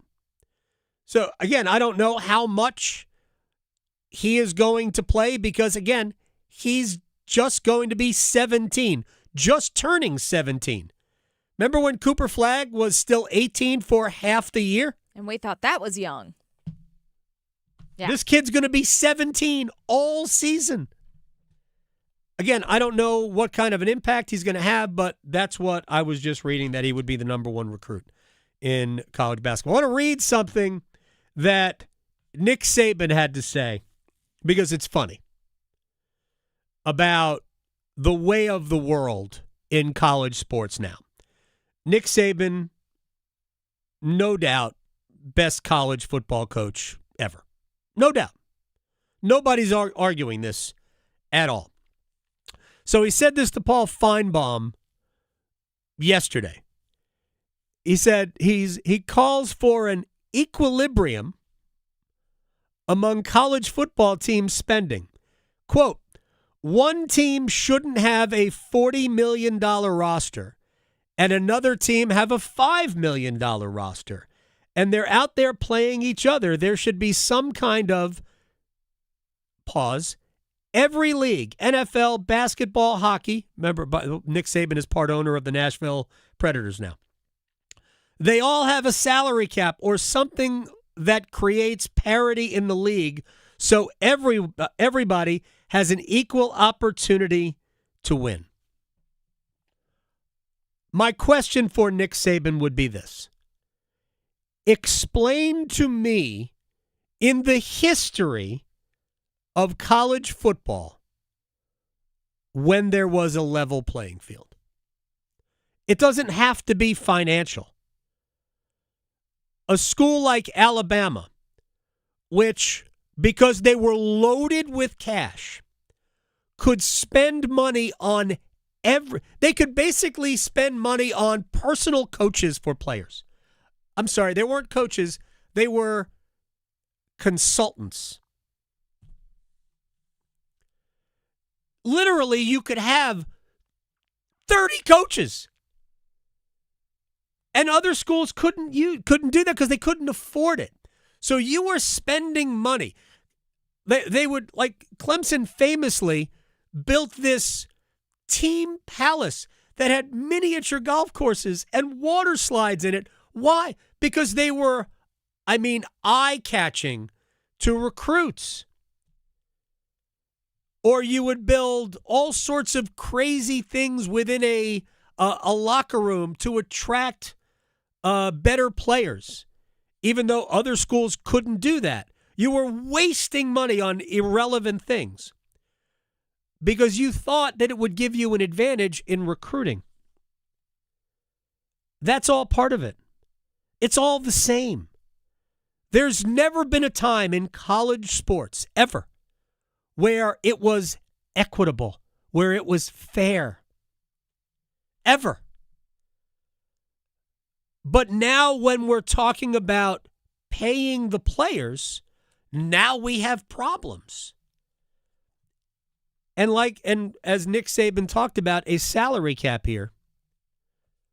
Well, we can get one. We can get one. All we have to do is agree that the players are employees, and we can get one, and we can collectively bargain. That's not going to be easy, by the way. It'd be complicated, but it's doable. It's all doable.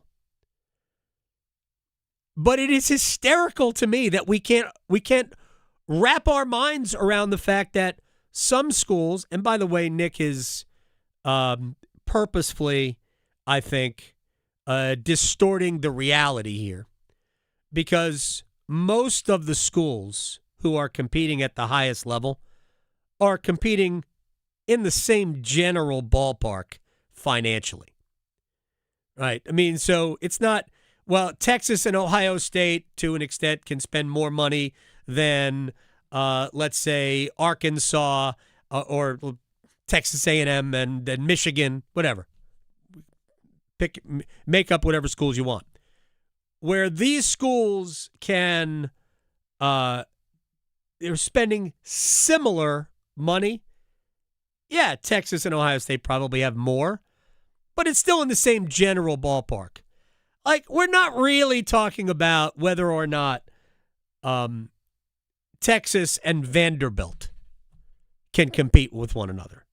That's not really the point. I think what Nick is looking at is the Alabama program that he built doesn't have the same pockets that Texas does. Or maybe that Cuckoo for Cocoa Puffs LSU has. I think that's probably along the lines of where he's coming from. But Alabama at one point did it in such a way where they had an advantage. Now, a lot of that was him. A lot of that was Nick being the advantage. And I understand that. But my gosh, it's so funny. We have to level the playing field. Bruh, it's never been level. At any point, it's never been level.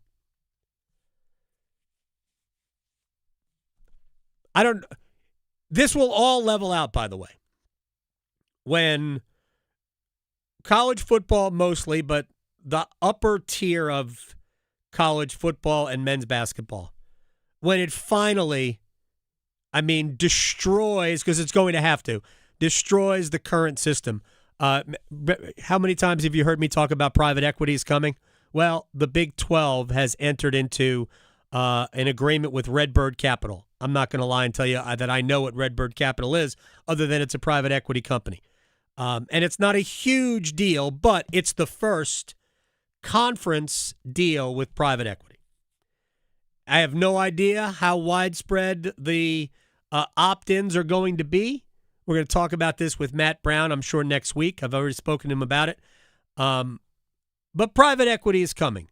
Funding from outside of mainstream avenues in terms of media money, ticket sales.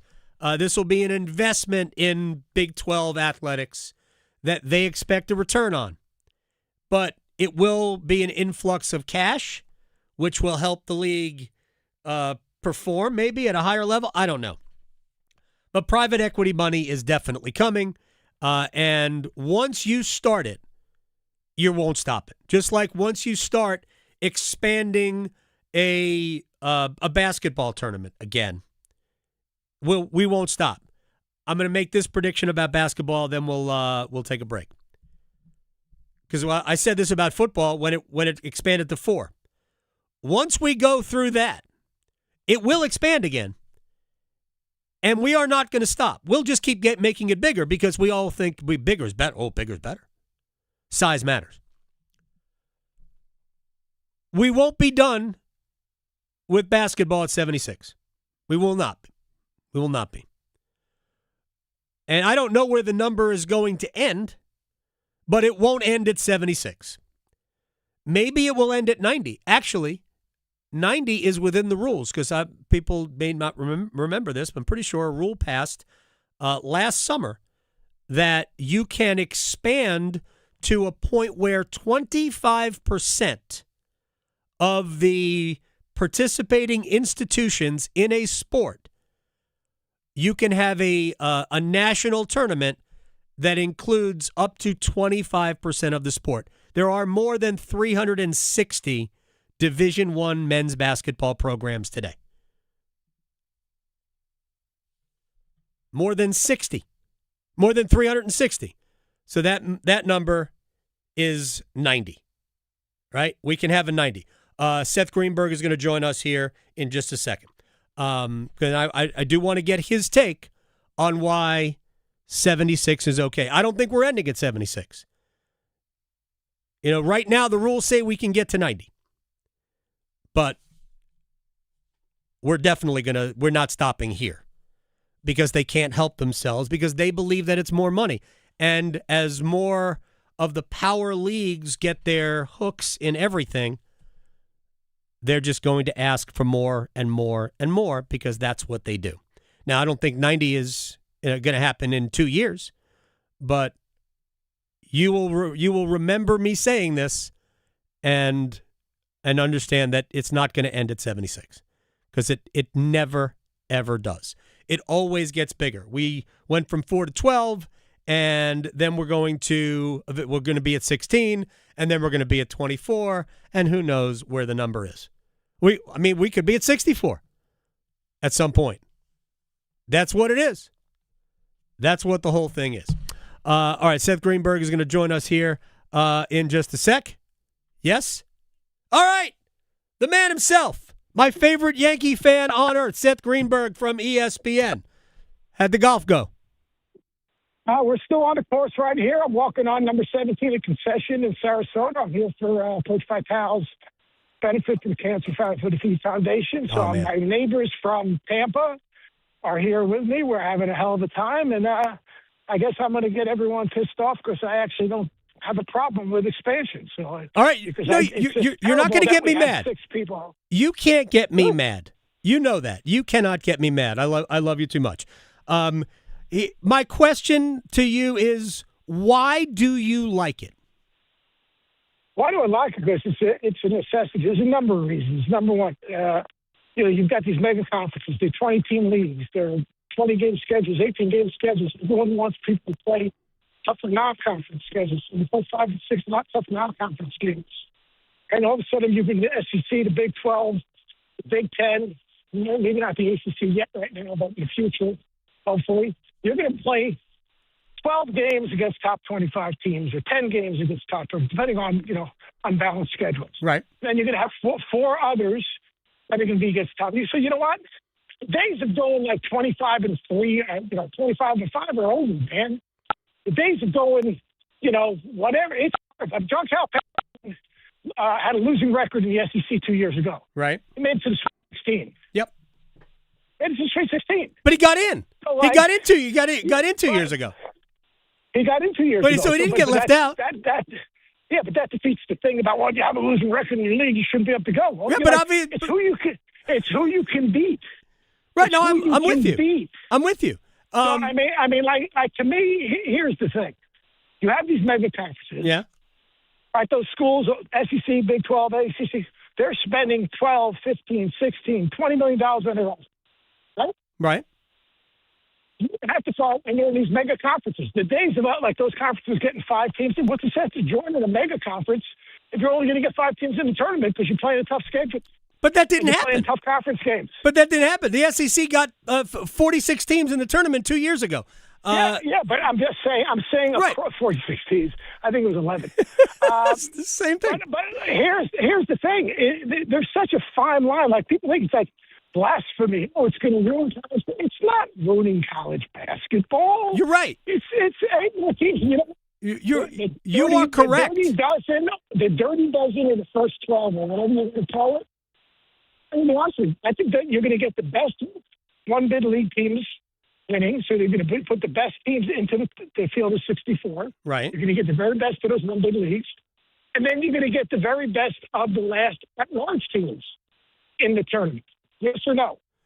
Oh, I think we already do get the very best of the at-large team. I don't believe this is my argument against. First of all, I think you're right. I said this yesterday. We played your clip, your very quiet video from your house. We played the clip, and I agree that because I don't believe that we are hearing credible people say that we are ruining the sport. I don't think anybody has said that. I don't think it'll take anybody. I'm always going to love college basketball. I think the people who love college basketball will continue to love it. And I don't think the game will suffer in terms of the regular season or any of that. My real question is it making this better? Because if we're only making it bigger but not better, and I would argue this is bigger but not better, and the networks certainly don't want it, then why would we do it other than, the Power 4 leagues are pushing for it because they know they'll get more teams in? Yeah, but here's the thing. The Power 4 leagues number one, it drives the tournament. Let's be honest with you. Sure. All right, so that's number one. And Power 4 leagues, because these are mega conferences, and they're playing these brutal schedules, everyone says, well, who did you play with? Even like back in the day when I didn't get in. Did you play in the non-conference? Well, back then, when you played the ACC, I got to be honest with you. You were playing absolutely brutal games every single night. Agreed. when you play in the SEC and the Big 12, you know what? There are teams that. I think a playing partner got to Seth. Just now. Gone. I think Seth is scarred from a year or two. And try him again. I think Seth is scarred from a year or two when maybe Virginia Tech should have gotten in and didn't. But there isn't a team that deserved a spot last year that didn't get in. Not one. I would argue 2 years ago, Carolina didn't deserve a spot. Most Carolina fans would agree with that. Not even in retrospect, but I think most fans would agree with that. Didn't deserve a spot and still got in. I just don't think we're leaving teams out that belong. Let's try one more time. When's your next shot? I'm walking to it right now. You guys got me all messed up here. I pushed a little bit of a rescue club, but I'm all right. I don't blame me. Don't blame me for a bad shot. Seth Greenberg is joining us here on the Adam Gold Show.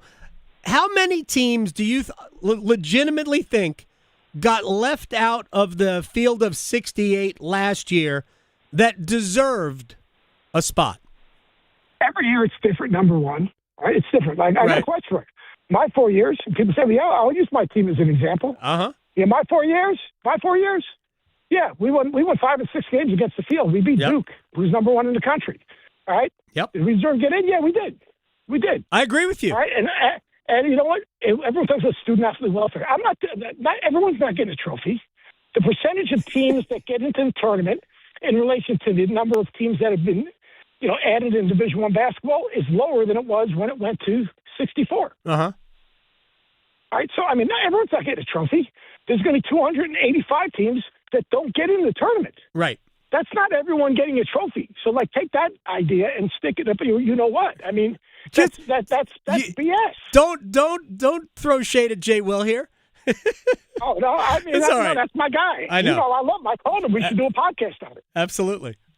Look, I just think that everyone is overreacting. Oh, my God. Yeah, this year the bubble might have been light. Who knows? Last year, too, Carolina didn't belong in the field. Last year, got into the first four. Now, beat the living daylights out of San Diego State, and then got beat by Ole Miss. Exactly. But they didn't really belong in the field. They proved that they couldn't beat good teams. How about the mid-majors? I think the A-10 or the Missouri Valley or you think the mid-majors are going to get the benefit of the doubt here? I don't. I do. I think one or two of them will get it. I know. I really do. Yeah, I think maybe a mid-major will somehow sneak into a 13 seed in a 13 versus 13 game in Dayton. But I don't think. Here's the other people. People say they don't. If you take away the Cinderella, how many Cinderellas are there really? Well, not anymore because I think the portal has done more damage to Cinderella than anything. But who knows? We're not that far away from FAU going to a Final Four. But you're going to get the best Cinderellas. First of all, I think the Dirty Dozen or whatever you want to call it is going to be really, really good. It's going to be really good.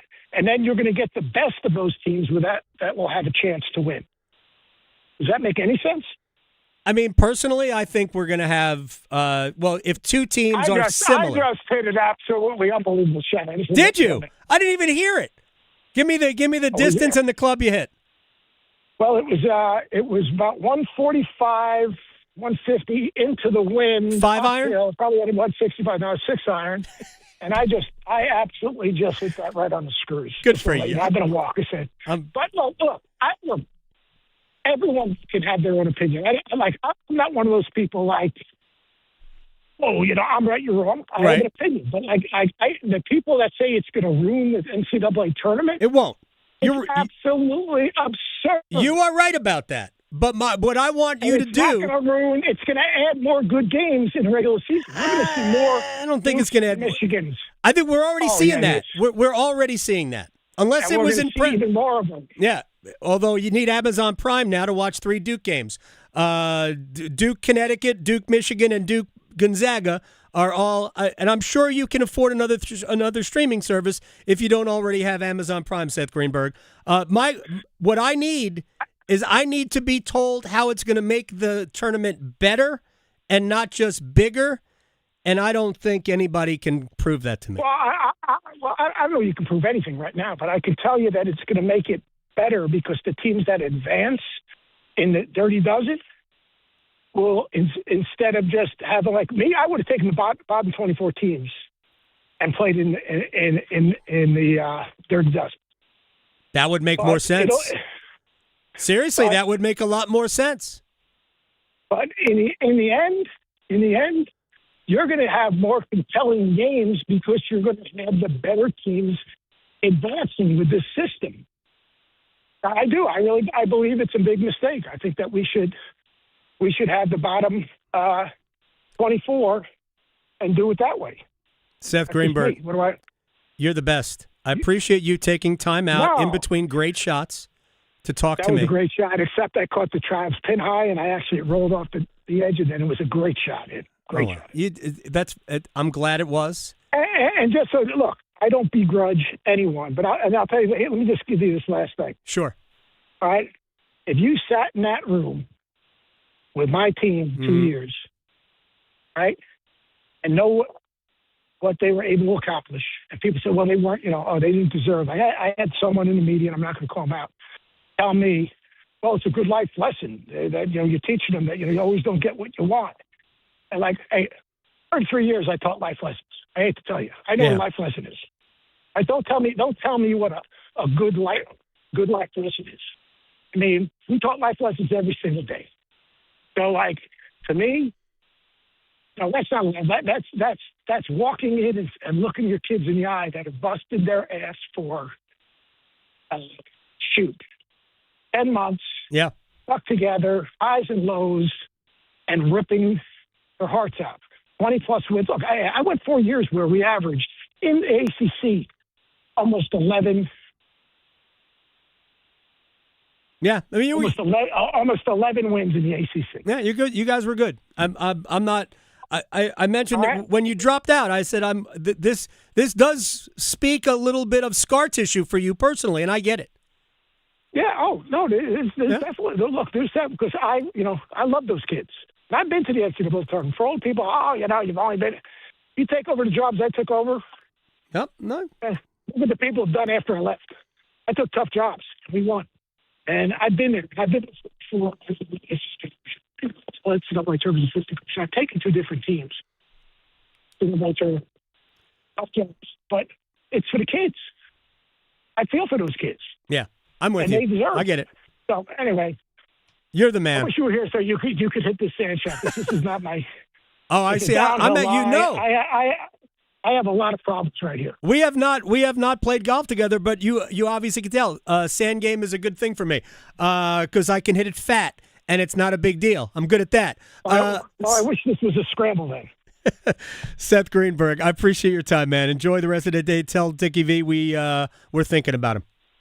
You got it, brother. Appreciate you. You got it. Seth Greenberg here. All right, we're going to break and come back. Well, what do we have to do next? We're going to place bets? I think we're going to place bets. And stretch. Yeah, we're going to do that next.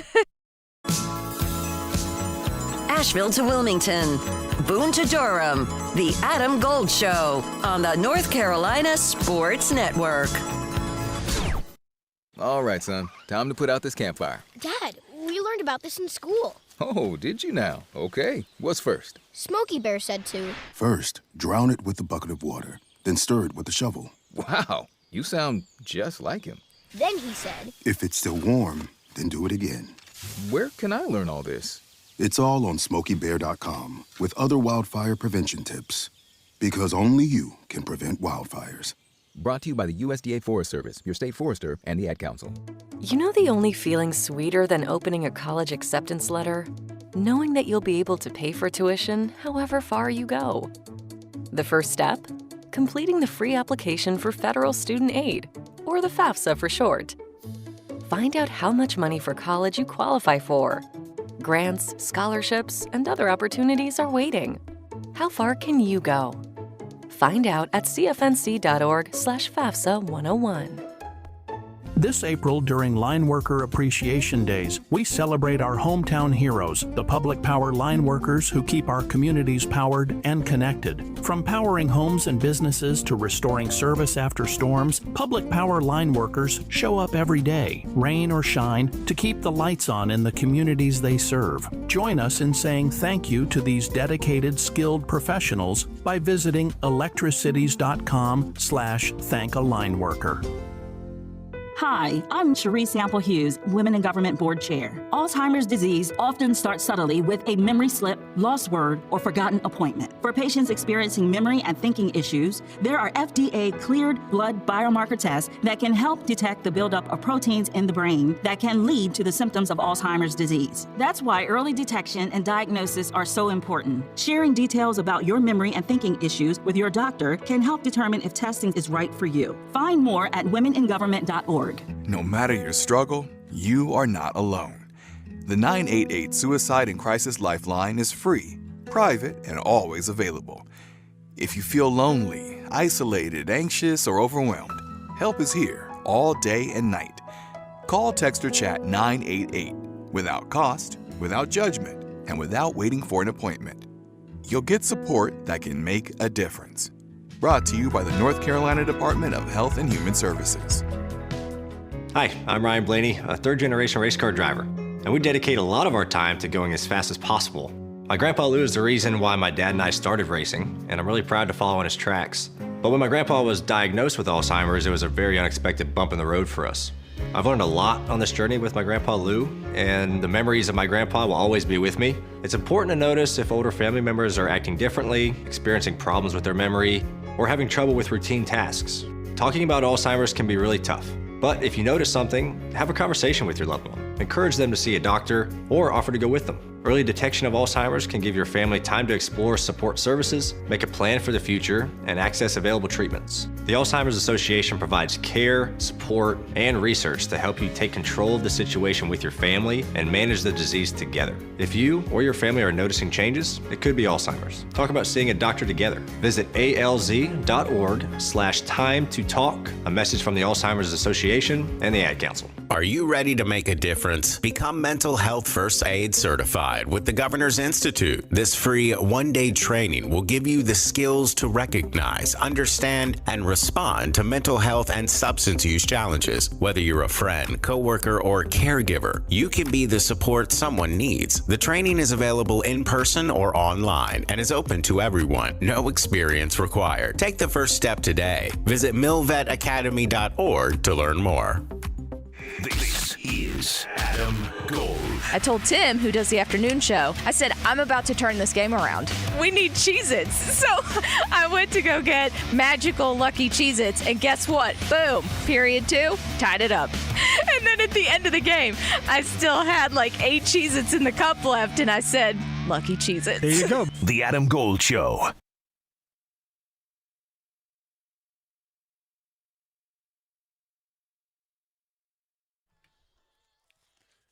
It's the Adam Gold Show. I'm Adam Gold. Victoria producing the program. I love talking to Seth Greenberg. I really do. It's never normal.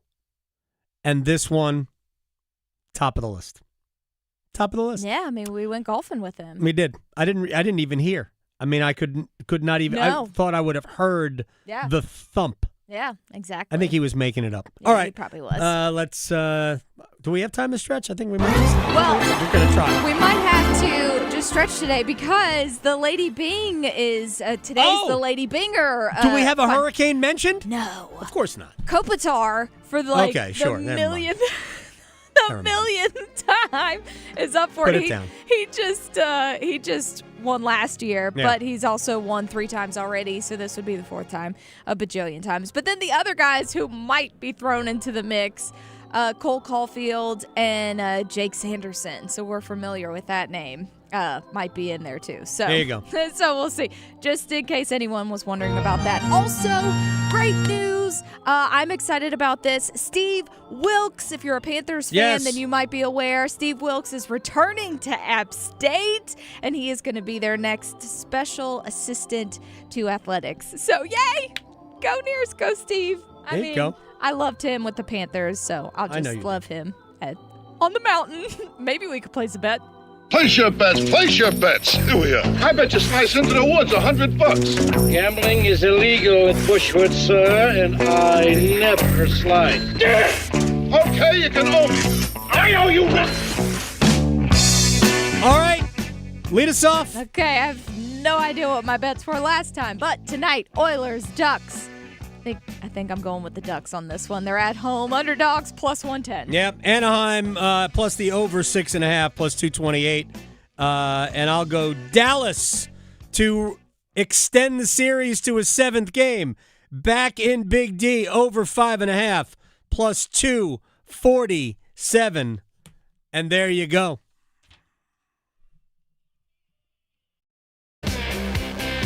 Still arguing whether hockey or golf has the tougher dress code? The Adam Gold Show on the North Carolina Sports Network.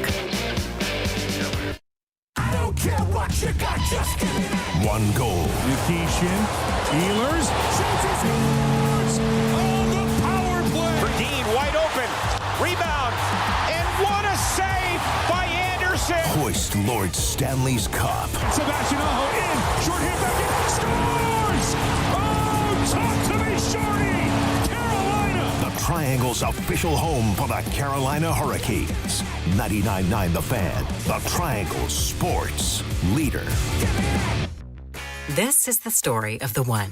As a procurement manager for a hospital system, she keeps every facility in her network stocked and ready. That's why she counts on Grainger to be her single source for thousands of products, from disinfectants to lighting, air filters, and more. And with fast, dependable delivery, Grainger helps her keep every facility stocked, safe, and running smoothly. Call 1-800-GRAINGER, click Grainger.com, or just stop by. Grainger, for the ones who get it done. Credit card interest rates are now over 29%, and most people are only making the minimum payments, so they're getting nowhere. Hey, it's Dennis Cox for Loan Pronto.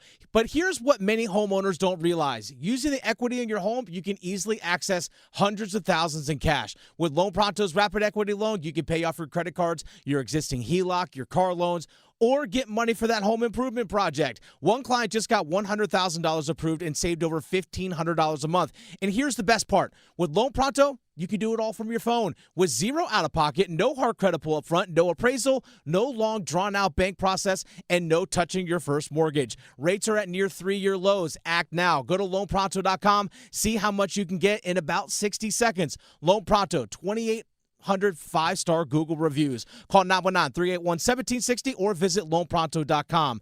919-381-1760, loanpronto.com. Equal housing lender, NMLS 166171, NMLSconsumeraccess.org. Saturday, May 2nd. Don't miss the North Carolina Courage taking on the reigning NWSL Shield champs, Kansas City Current. This high-demand match is selling fast. Upgrade to a premium experience. With limited inventory, secure your seats now at tickets.ntcourage.com or call 919-459-8144. When students struggle in school because they are hungry or fall behind because they lack school supplies or clean clothing, being greeted at the start of every school day by the smile of a caring adult can make all the difference. Especially someone from the community. Someone who knows firsthand the obstacles students might be facing. And what it will take to help them thrive. At Communities in Schools, our site coordinators surround students with a community of support and remain by their side to ensure that they have everything they need to engage in learning and succeed in school and in life. Access to technology, learning materials, and even one-to-one mentor support. We are there for them all day, every day. This is what Communities in Schools is all about. Going all in for kids, in schools, in communities, and beyond. To learn more, visit communitiesinschools.org. That's communitiesinschools.org. Progressive presents a guided meditation. Hear the birds sing, a chipmunk nibbling on an acorn. Smell the pine needles gently falling into your living room as the breeze blows through the gaping hole in your roof. Gaze up at that broken tree branch and relax, because you bundled your home and auto with Progressive and have the peace of mind of 24/7 protection. So relaxing. Progressive Casualty Insurance Company, affiliates, and other insurers. Not available in all states or situations.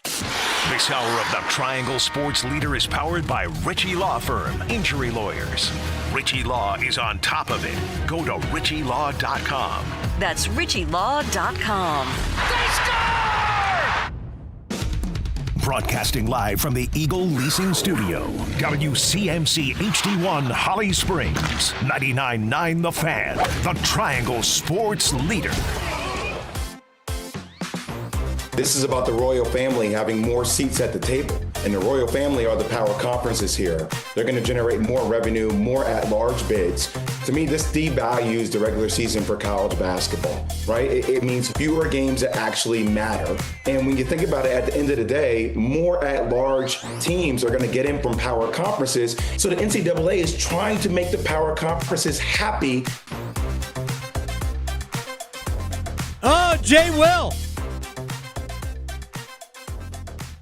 Seth Greenberg took a little bit of a shot at Jay. Not at Jay, at Jay's opinion. Yeah. The whole thing, because Jay yesterday talked about not everybody gets a trophy, and I heard that. I think we played it. I wasn't necessarily on board with that part of Jay Will's thought process. I mean, look. It's the Adam Gold Show, by the way. We're live on YouTube. Go to YouTube, search Adam Gold Show or 99.9 The Fan.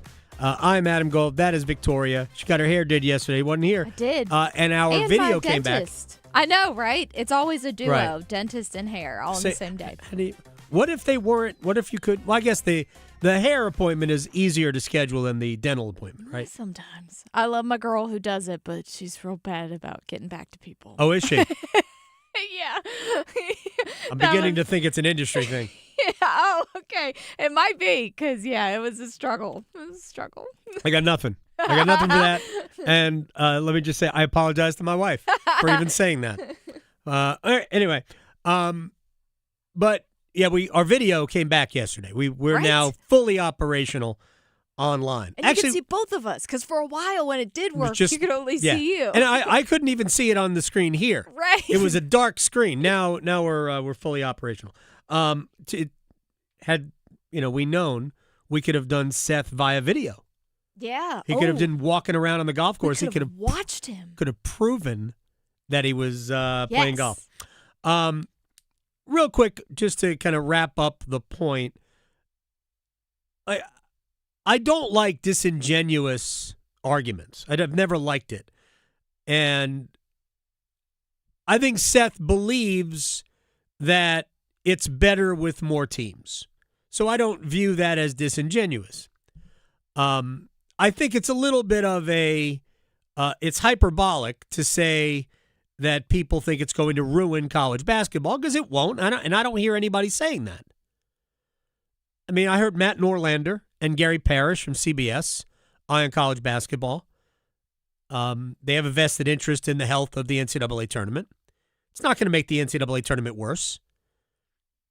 Mike DeCourcy of the Sporting News, who's more militant about these things than anything, and he's never said it's going to destroy the game. It's not. College basketball will be as popular as it was this past year, next year. Maybe it'll be more popular. What nobody can tell me, what nobody can show, is that it will make this better. Bigger is not necessarily better. Will it make everybody more money? Nobody can say that either. Because the networks have to be willing to pay more money. Not just get you back whole, but more money. And nobody says that's going to be the case. The reason why we are expanding the NCAA tournament is that the power leagues have leveraged a power play against the NCAA. Do what we want or else. That's what's happened. So the power leagues, and the ACC is one of them, is going to get their way. There won't be a mid-major school, really, that benefits from this. None. Because those schools already got in. Kid you not. Miami of Ohio, right? They didn't win their conference tournament. They got in. You know why? Because they belonged in. They're already in. 0 schools that deserved a spot in the field didn't get one. 0. We did not leave out a deserving team this year, or last year, or the year before, or the year before that. None. And now we're going to allow however many more. 8 more? 8 more. It doesn't make sense. All right, wall of sound. The wall of sound is a function of this studio. There's no doubt about it. By the way, Bob Harig is going to join us in just a little bit. All right, let's start with Dan Morgan, who was on with our friend Kyle Bailey, WFNZ in Charlotte. And I believe Dan Morgan is spouting what he, in a perfect world, he wants to be true, because Kyle Bailey asked if the Panthers still believe in Xavier Legette. Yeah, absolutely. Xavier's putting the work in. His body looks great. He's in great shape right now. And, we're excited about him. I think sometimes it just takes guys a little time to develop and, get an understanding of what it takes to, play at a high level in the NFL. And I think Xavier will figure that out. And we definitely still have a lot of belief in him. Okay, if you say so, Dan. We'll see. Anything is possible. It is just year 3. We all expected him to be better in year 2. Theoretically, he was worse in year 2. Not theoretically. That's what it looked like to me. It looked like year 2 was a step back from year 1. And maybe it's because we were all just expecting him to be better. Maybe he was the same. And I think in year 3, it would be fair to think that he would be better than he was in year 2. And maybe if he's not, we will go he's worse, even though maybe he's the same. I will just say it this way. The same isn't good. It's just not good. If Xavier Legette doesn't become an impact player, then it was an absolute mistake to trade into the first round to get him. Yeah, he's more known for what he cooks and his pets than he is playing football. And his speech pattern. Yes. Which is fine. Right. I love hearing him talk. I just want to hear him talk about winning. I want him. I honestly don't care what he says. I want him to catch the ball. I want him to catch the ball. I want him to run the right route. Mm-hmm. That's what I want. I want the quarterback to know where he's going to be. And through 2 years, the quarterback does not know where Xavier Legette is going to be. I really thought that we had turned a corner. Believe it was a touchdown catch against Miami. Yeah. Right? I think it was that where Bryce Young threw to a spot in advance of Legette showing up at that spot. Right. And it was a touchdown, and I'm like, oh my gosh, that was professional. Also a great catch, too, I believe. It was professional. And I thought, maybe. Mm-hmm. Yeah, that was basically the last good thing that Legette did all year. Yeah. So, yeah, I think Dan Morgan is hoping that he can talk it into existence. I have my doubts. To the head coach of your Carolina Hurricanes, Rod Brindamore. Sebastian Aho had, forget about the 2 empty net goals. Sebastian Aho had 1 goal, was really more a shorthanded goal than anything else, even though it technically was 5-on-5. Andrei Svechnikov, 0 points. Seth Jarvis, other than the 2 empty net assists, 0 points. And yet, the Hurricanes won the series because that line did a lot of other things well. And here's Rod on, at times, the best players are a wash? Well, at the end of the day, I mean, just to make it as obvious as it sounds, I mean, if you give up a goal, you got to get 2. If you give up none, you just got to get the 1. And so if you just think of it that way when you're playing against the line, you know, it was a lot to be made about, you know, that top line was going against their top line, and they both kind of cancel each other out. And that's okay, you know, as long as we get contributions somewhere else. And so, you know, I think there's more made of it, the matchups and that. I mean, yes, there's a certain plan every team has going into a game that you want maybe that line, but really deep pairing is where the matchups are happening. You want to make sure you have a deep pairing match that you think might work best against a certain line. But everybody ends up at some point having to play against everybody. Yes, you do have to play against everybody. I have zero qualms at all about Carolina's top line and how they performed. They obviously did not produce points at 5-on-5. But that doesn't mean they didn't play well. I thought Andre had a very good series.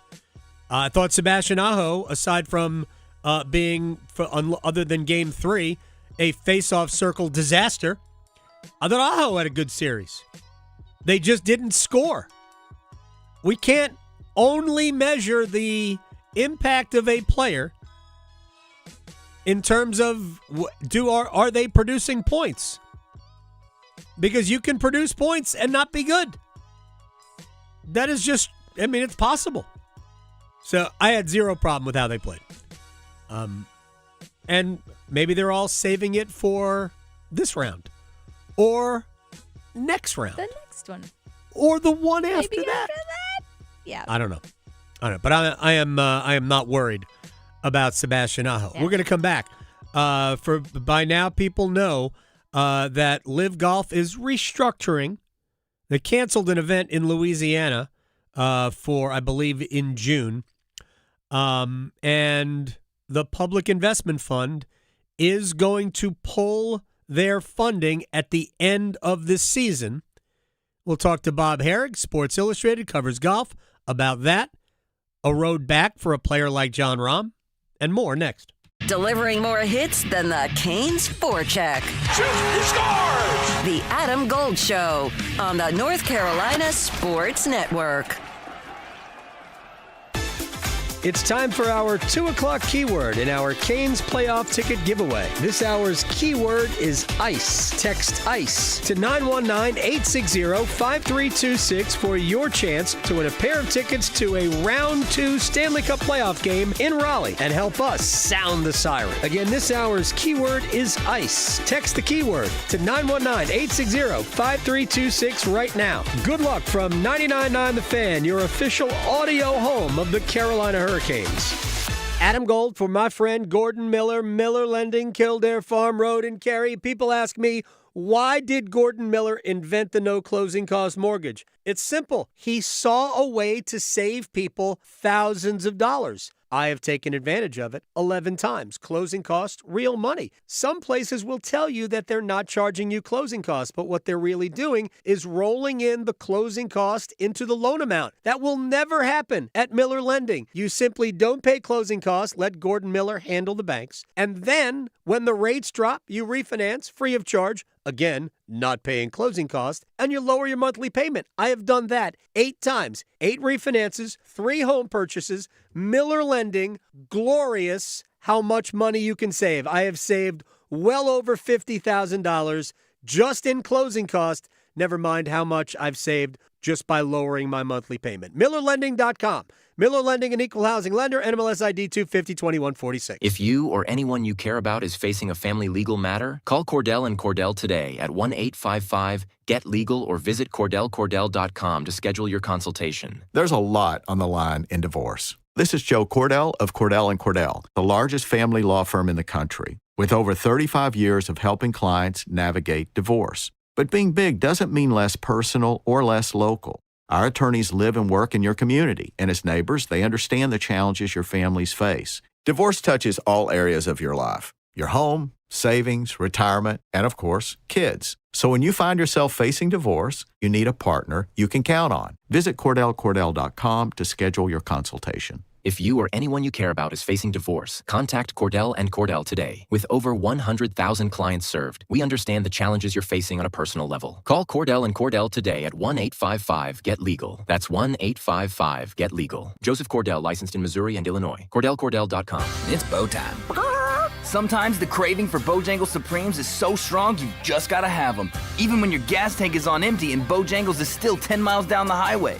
Nothing beats the flavor of Bojangles' juicy golden Supremes, especially when they're part of a perfect combo with 4 boldly seasoned chicken Supremes, a made-from-scratch biscuit, fixin', and some legendary iced tea. The only thing that can satisfy your hunger is that delicious southern flavor. So when the craving is supreme, put the pedal to the metal. It's bow time. There's no time like bow time. Time to stop whatever you're doing for some of that one-of-a-kind Bojangles flavor. Satisfy your craving for flavor and your passion for boneless chicken with Bojangles 4-piece Supremes Dinner. 4 perfectly seasoned, Cajun-fried, whole breast tenderloin fillets, choice of fixin', a made-from-scratch buttermilk biscuit, and Bojangles' legendary iced tea. When you're hungry for flavor and value, it's bow time. Having insurance isn't the same as having State Farm. It's like needing a lawyer, but getting some guy who just watches courtroom dramas. How does the defendant plead? Guilty. Wait, what? Also, objection. You object to what? Erroneous. Counsel, approach the bench. Hey, can I get a whack at the gavel? You wouldn't settle for just any lawyer, so don't settle for just any insurance. Get the real deal with State Farm. Like a good neighbor, State Farm is there. This is Adam Gold. We're going to have Seth on the show next week when he gets back from vacation. He was by a pool. What are you doing? Get off Twitter. It's nicer to be on Twitter when you're by a pool anyway. No, just stop. Stop engaging with people. The Adam Gold Show.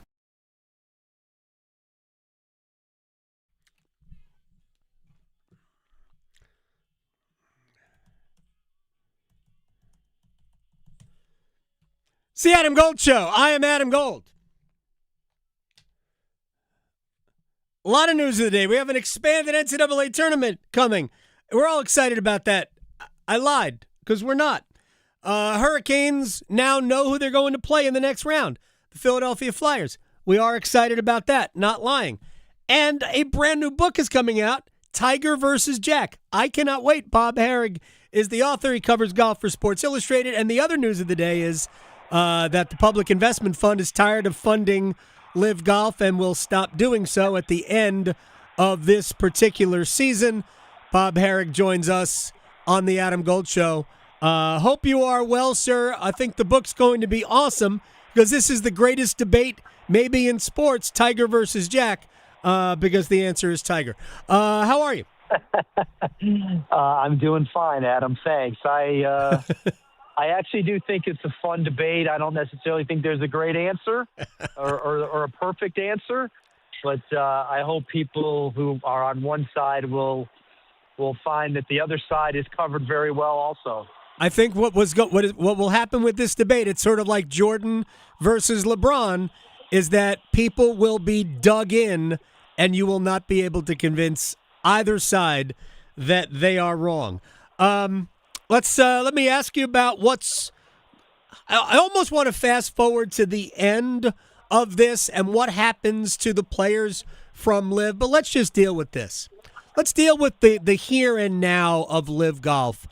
This has to be a very difficult time for the people who have invested emotionally in that tour because I think we all see the handwriting on the wall that the end is near. Yeah, it's fair. I mean, especially the ones that, the kind of the behind-the-scenes people. I don't think anybody's feeling too bad for the players. Right. Let's be honest. Even the ones that you don't know that much about, they've gone over there and made a lot of money. And yeah, they might have some career strife in the short term, but at least they'll have had their bank account padded. But for the ones who, there's people like you and me that work for Live. That's why I tell people that are sort of, gleeful about this. I go, I don't find this to be anything to cheer. Right. You know, they started, and so they formed this entity. They've got like 400 employees, and a lot of those people are just normal people with jobs. And if this thing falls apart or goes or greatly defunded, or a lot of people are going to lose their jobs. So that's, to me, that stinks. And when something then may say, well, they went in with their eyes wide open. Well, maybe, but they also went in thinking that this sovereign wealth fund that's worth $1 trillion was gonna keep at this for longer than four or 5 years, which was absolutely what they had said all along. And now all of a sudden they're out, and there's questions about the future, obviously, as there should be. Bob Harig from Sports Illustrated, also the author of Tiger versus Jack.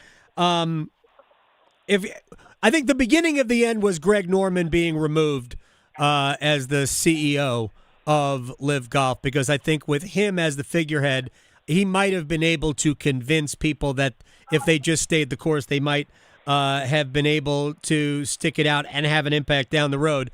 I've never thought that all of the reasons that Live Golf said that they existed, I've never bought for a second that was reality. But let me just ask you a bigger picture question about Live. Was it good for the sport? Well, even for the professional game, was it good? Did it have a positive impact on professional golf? I could argue that in some ways it did. It certainly enhanced the players.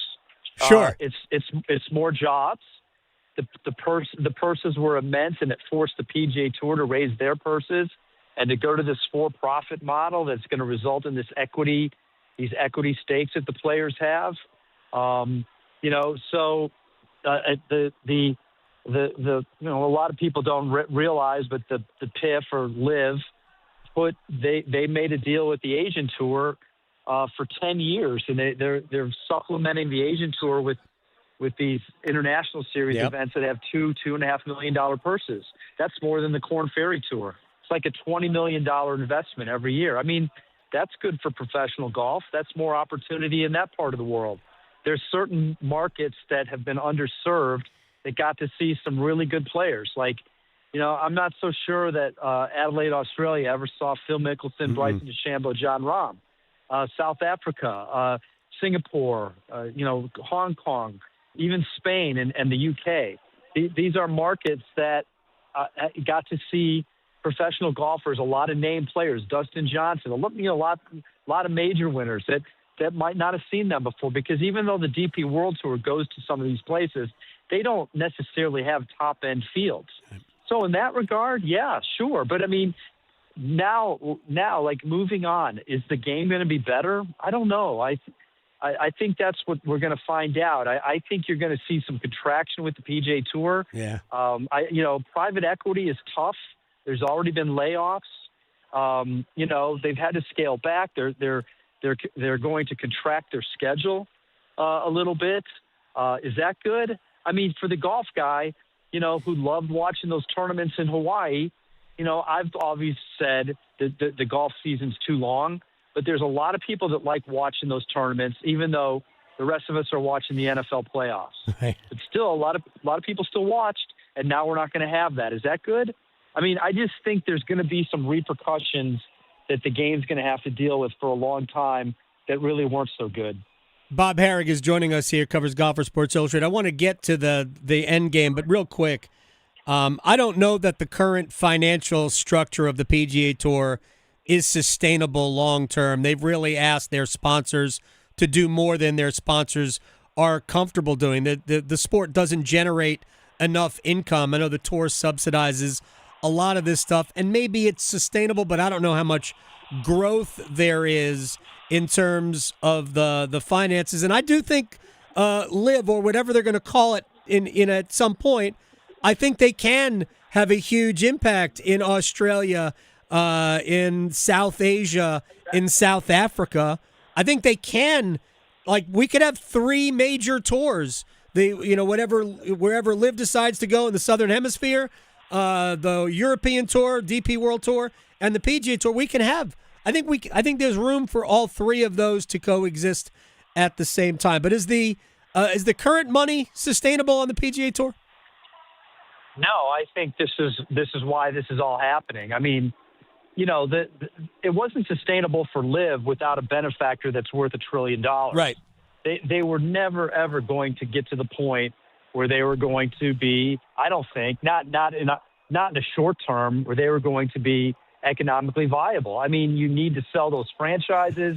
Those franchises need to do really well. You need a TV deal. That they do not have a robust TV deal at all. The tour has those things, and it still is probably overextended with these purses. I do think we're going to have a correction. You know, Ryan Roloff, the CEO, said at the Players' Championship that he wants to have 16 to 20 signature tour-like events, events, right. like the one at Doral is, except he wants them to be 120 players with cuts. Well, so that means they're not as elite. That means he's basically saying he wants the core of the tour to be those type of events every week with bigger fields. There's no way they can be $20 million purses. Right. No way. They can barely handle the 8 that they have now. You're going to double that? So the purses are probably going to come down. Yep. I mean, the signature purses are going to probably have to go down to maybe $15 million. Now, can they sell that? Yeah, because is say $15 million purses better than 8 $20 million purses? Yeah, it's more money overall. But something else is going to have to give. You know, the Greensboros of the world, the Valspars, they're going to probably the John Deere Classics tournaments like that are either not going to exist or they're going to exist on a smaller scale. And these $9-10 million purses are probably going to go down to 5. Yep. I mean, they're going to have to scale these things back in order to afford what they're doing. They have to get a return for their investors, and they've got to also meet these player equity grants that they've set up. Which don't ask me to explain how that's going to ever pay off. And you know that's not been their model. So now they got to start skimming. They've got to figure out ways. How can we save money? How can we make money, but how can we save money? And one way is you cut back the purses. I mean, you know, if you have eight $20 million tournaments now, and you cut that down to $15 million, now you've already saved what, $90 million? Yep. Now, yeah, you could put that into other tournaments, but I think you're going to see the smaller tournaments are going to be reduced. And, you know, what about the Korn Ferry Tour? How's that going to work? What about the Champions Tour? I could see some contraction there. You know, the tour subsidizes all of that. Yep. You know, so the Champions Tour might see fewer events. You know, so that's going back to your question earlier. Like, has this been really good for golf overall? I mean, if you start seeing cutbacks on all this, I think we're going to say no. Final thing for Bob Harig, and maybe it's the most important thing. Bryson DeChambeau and Jon Rahm. We could talk about any other player. It doesn't really matter. Those are the only two that really matter at the for this conversation. Bryson DeChambeau, other than Rory McIlroy, is the most popular player in professional golf. Jon Rahm was, at one point, the best player in the world. I don't think he qualifies on any list, maybe even in the top 10 right now. His win in Mexico notwithstanding recently. What is their path back to the PGA Tour? Well, that's loaded, too. First of all, whenever they are allowed back, because they've won majors, they have exemption status. Right. See, that's the thing that everybody else is missing out on LIV. You know, I mean, you just pick a name. Thomas Peters, Paul Casey, right. Charles Howell. Those guys are not exempt on the tour. So even if LIV ended tomorrow, let's say they quit now, and the tour had no penalties, there'd be nowhere for them to play. They're not exempt. Whereas Rahm and Bryson are exempt because of their major wins. But how is the tour going to handle that? Are they going to do what they did with Koepka, where they're going to say, because you've won majors, we'll let you back, but you can't go to signature events and you can't, we're going to fine you $5 million, and you're not going to be eligible for the player equity. Well, I mean, isn't part of it, though? Don't you want those guys in signature events? Yes. Don't you want them in the bigger tournaments? But then aren't you going to piss off your other players who didn't go and who think that you should, uphold your rules? Mm-hmm. So I think that's really tricky for Brian Roloff. I think that's really, really tricky. Now, if they go through this year, the tour, I think, is going to still keep a bit of a hard line. I mean, if Liv still plays the rest of this year, which we expect they will, there's still kind of a, maybe not as much of a threat, but they're a competitor to the PGA Tour. And that whenever they play, in theory, they're hurting the PGA Tour. They're either taking eyeballs away or players that could have been with them are over there. And so, I'm kind of curious how they do handle that. If they go through August, okay, are these guys going to be allowed to, let's say they wanted out. First of all, that's the other side of it. Is the contract with Liv or with the PIF? Right. I don't really know the answer to that question. If it's with the PIF, they might be, a good attorney can get them out of it. Yeah. Right? And so then, okay, now you're free to come back. But what kind of penalty does the tour place on them? I think there has to be some penalty. But on the other hand, you want these guys back because whenever they come back, can you imagine what that story is going to be like? It'll be huge. Yeah. Plus, I mean, can you envision John Rahm, who won't pay the fine on the European Tour? Can you imagine? John Rahm ain't going to pay a fine. He's not going to do what Brooks Koepka did and pay a $5 million fine and then accept playing, the smaller events to work his way back. I just don't imagine. John Rahm somewhere along the line became the "Do you know who I am" guy. Yeah, that's a great point. I don't know how that flies because how can you not at least expect him to do what Rahm did? Or excuse me, what Koepka did? Why should he be given an easier path back? Especially since Koepka did give up a lot to come back. He had a year left on his contract. In theory, he left money on the table. Whereas if this shut down, Rahm has no choice. And even the DP World Tour, he won't agree to these very, very generous terms that would allow him to come back right now. Yep. Without any more fines going forward, without needing releases, just play 2 more than the required 4. 6 tournaments, and he won't agree to it. Hey, it's one of the most amazing. It's not a fall from grace, but it's like you're not who we thought you were, and that is just a weird thing. Bob Harig, Sports Illustrated. Tiger versus Jack. Next time we'll talk more about Tiger versus Jack because they're both not going to play anymore, which is unfortunate. But I appreciate your time, sir. Thanks a lot for having me. I appreciate it. You got it. Bob Harig here on the Adam Gold Show. I've had this debate before, Tiger versus Jack. Here's the problem. The people who are Jack, they just go, at majors. 18 majors. Yeah, you're right. I can't argue that. But I can argue other things that there was never anybody who wanted a higher rate than Tiger Woods, ever. And that's even with the latter part of his career where Tiger went 11 years without winning a major. All right, we have a rewind on the other side. We'll talk hockey, Canes, and the Flyers. Carolina, we still do not know when the series will begin with Philadelphia. There is one team in the East that the Hurricanes have never played in a playoff series. Do you know who that is? I'll tell you next. Because your fantasy football team needs all the help it can get, the Adam Gold Show on the North Carolina Sports Network. AmeriHealth Caritas North Carolina is with you on your health journey and helping you over life's bumps in the road. We're a Medicaid managed care plan with extra benefits like adult vision care and weight loss memberships. Plus, earn rewards for healthy activities on our care card. We make care the heart of our work. Let's go. Visit AmeriHealth Caritas North Carolina at AmeriHealthCaritasNC.com or call 1-855-375-8811. There's danger out there. It lurks on highways and quiet neighborhood streets. It's more likely to kill you than a shark and more terrifying than the biggest snake. Distracted driving claims lives every day.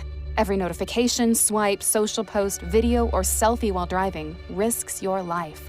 So while you might think public speaking or the zombie apocalypse is scary, what's really terrifying and even deadly is distracted driving. Eyes forward. Don't drive distracted. Brought to you by NHTSA and the Ad Council. You know the only feeling sweeter than opening a college acceptance letter? Knowing that you'll be able to pay for tuition however far you go. The first step? Completing the free application for federal student aid, or the FAFSA for short. Find out how much money for college you qualify for. Grants, scholarships, and other opportunities are waiting. How far can you go? Find out at cfnc.org/FAFSA 101. Have you ever considered a career as a public power line worker? Public power line workers use a variety of specialized skills to build and maintain a locally owned and operated electric system. As a public power line worker, you can expect a career that allows you to work close to home, a safety record superior to other energy providers, and training and apprenticeship opportunities. Learn more about public power and careers in public power at electricities.com. Are you struggling with your Medicare drug costs? The NC Department of Insurance SHIP program may be able to help. The Extra Help and Medicare savings programs are available for those who qualify, but you have to apply. Contact SHIP today to see if you qualify. Visit ncshiip.com or call toll-free at 855-408-1212. SHIP provides free, unbiased help in all 100 counties. Project supported by grants from the Administration for Community Living. Contents do not necessarily represent official views of, nor an endorsement by ACL, HHS, or the U.S. government. Measles is spreading in North Carolina. It's highly contagious and can make infants and children very sick. Pneumonia, brain swelling, long-term health problems, hospitalization, and death can occur. Protect your child with the MMR vaccine. It provides lifelong protection. Serious side effects are extremely rare. Millions of children are safely vaccinated each year. Insurance covers the cost and free vaccines are available. Make sure your child is up to date. Talk to your doctor or visit ncdhhs.gov/measles. Paid for by NCDHHS. The Agricultural Institute at NC State University is preparing graduates for emerging trends in precision agriculture and food animal processing. Our students learn science, technology, and profitability to integrate into agricultural businesses. Experience cutting-edge research, innovative teaching, and tap into our statewide professional network. Invest in yourself and learn more about our program online by searching NC State Ag Institute. Deadline for fall enrollment is June 1st. 2 years, 1 degree, endless possibilities. Carolina Complete Health, from neighborhoods in Charlotte to families in Greensboro, Raleigh, and Durham, all the way to Asheville and Wilmington, and everything in between. We are here for communities across North Carolina, connecting you to the care and support you need. We are here to make healthcare easier to access and understand. We are here to bridge the gap, because your health matters. Your community matters. You matter. We are here for your health. Visit hereforyourhealthnc.com. Do you worry about how much someone drinks? Do you feel neglected or unloved? If you answered yes to any of these questions, you are not alone. Al-Anon and Alateen can help. Call 1-866-200-0223 or visit alanon.org/help. This is Adam Gold. He doesn't have many years to choose from. No, and part of that was COVID. Nobody's picking COVID. COVID was a great year. Yeah. Look, if you invested in Zoom, oh, that was a good year. You had a good year during COVID. Yep. The Adam Gold Show.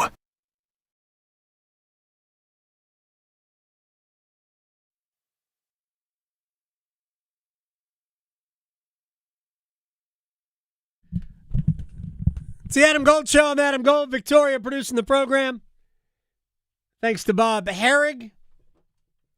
Thanks to, we had Seth Greenberg from a golf course talking NCAA basketball expansion. Bill Meltzer, who covers the Flyers, joined us earlier to talk about really where Philadelphia just kind of came out of nowhere. You know what's interesting about Philadelphia? It wasn't that they came out of nowhere, because frankly, at the bottom of the Eastern Conference playoff pool, as we came out of the Olympic break, roughly 25 games to play. Some teams had a couple less, some teams had a couple more. Carolina had 25 games from the restart to the end of the season.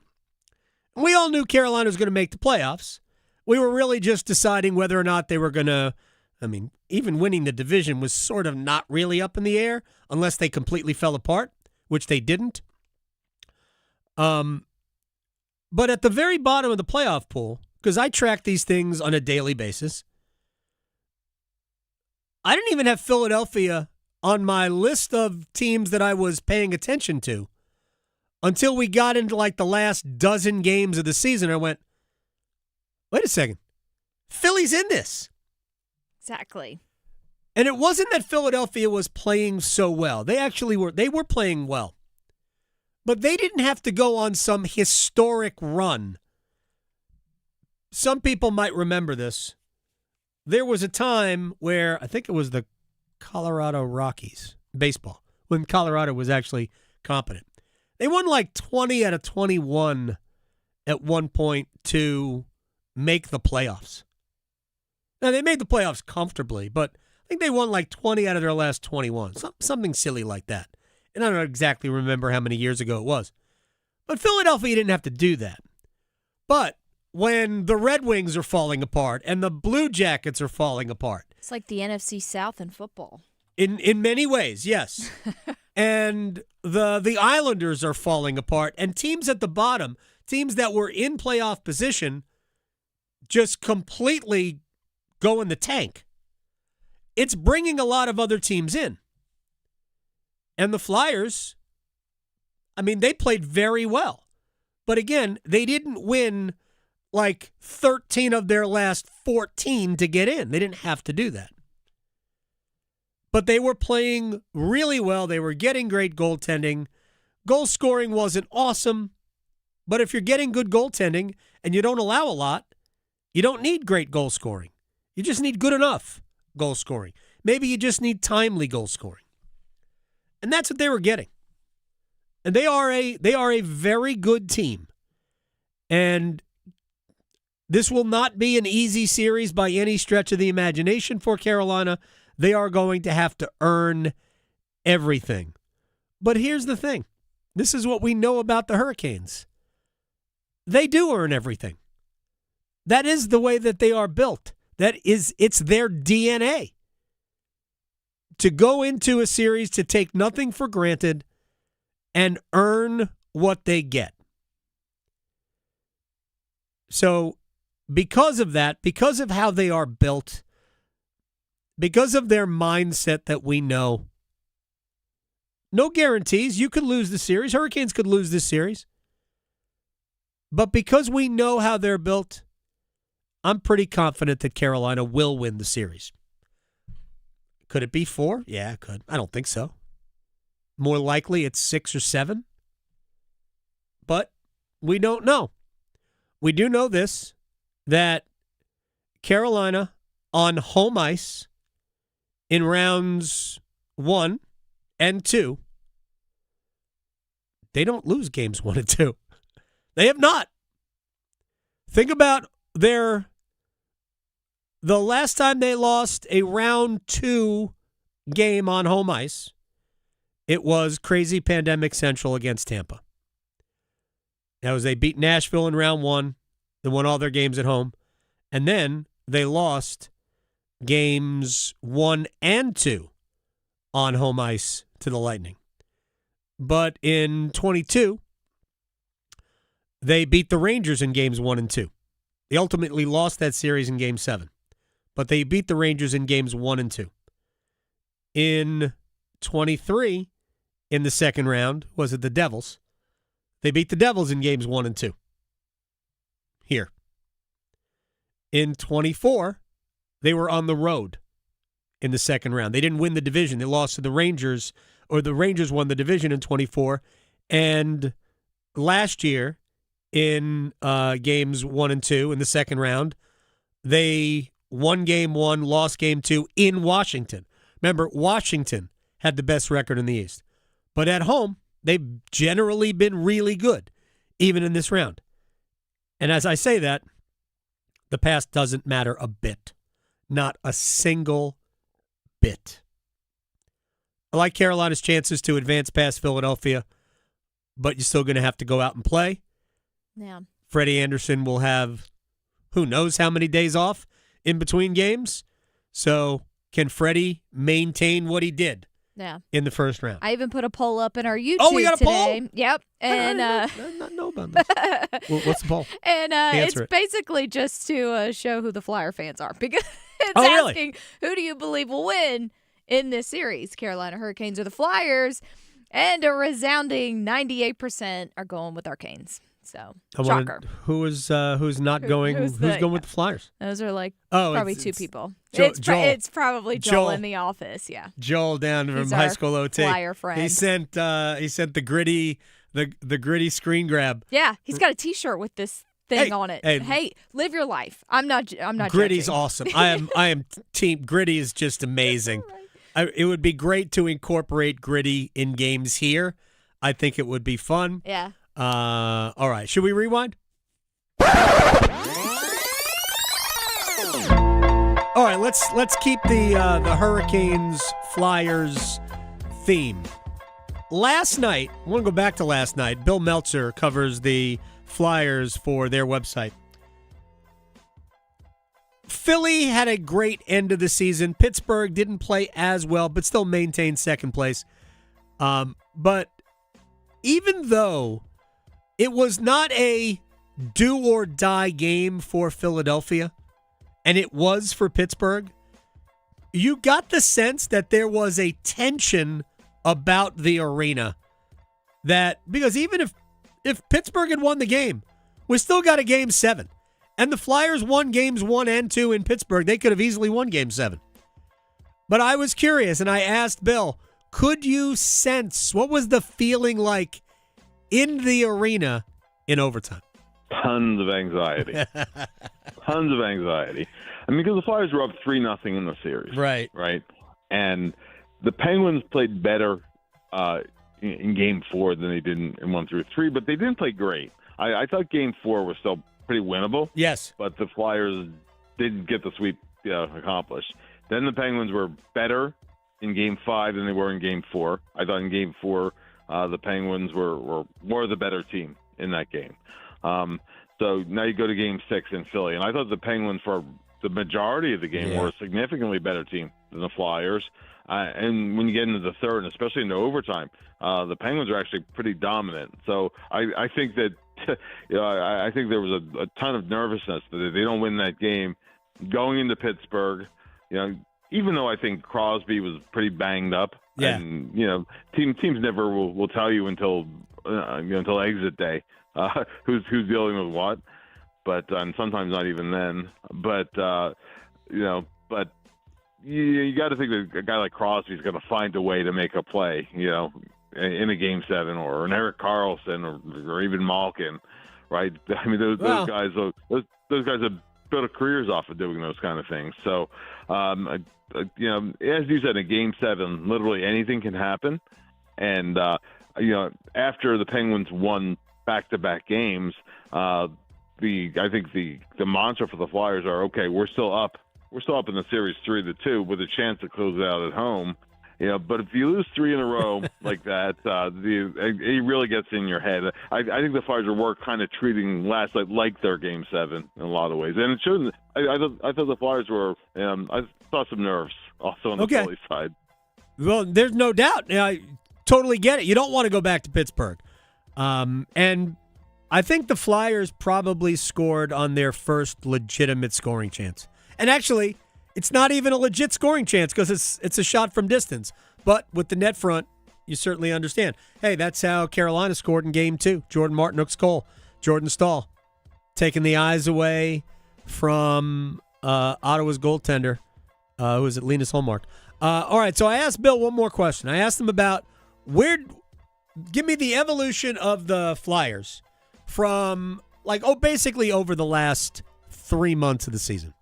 Yeah, it was almost in 2 phases, honestly, because the Flyers went through the first 41 games, the statistical midpoint of the season. The Flyers were really stingy in most areas.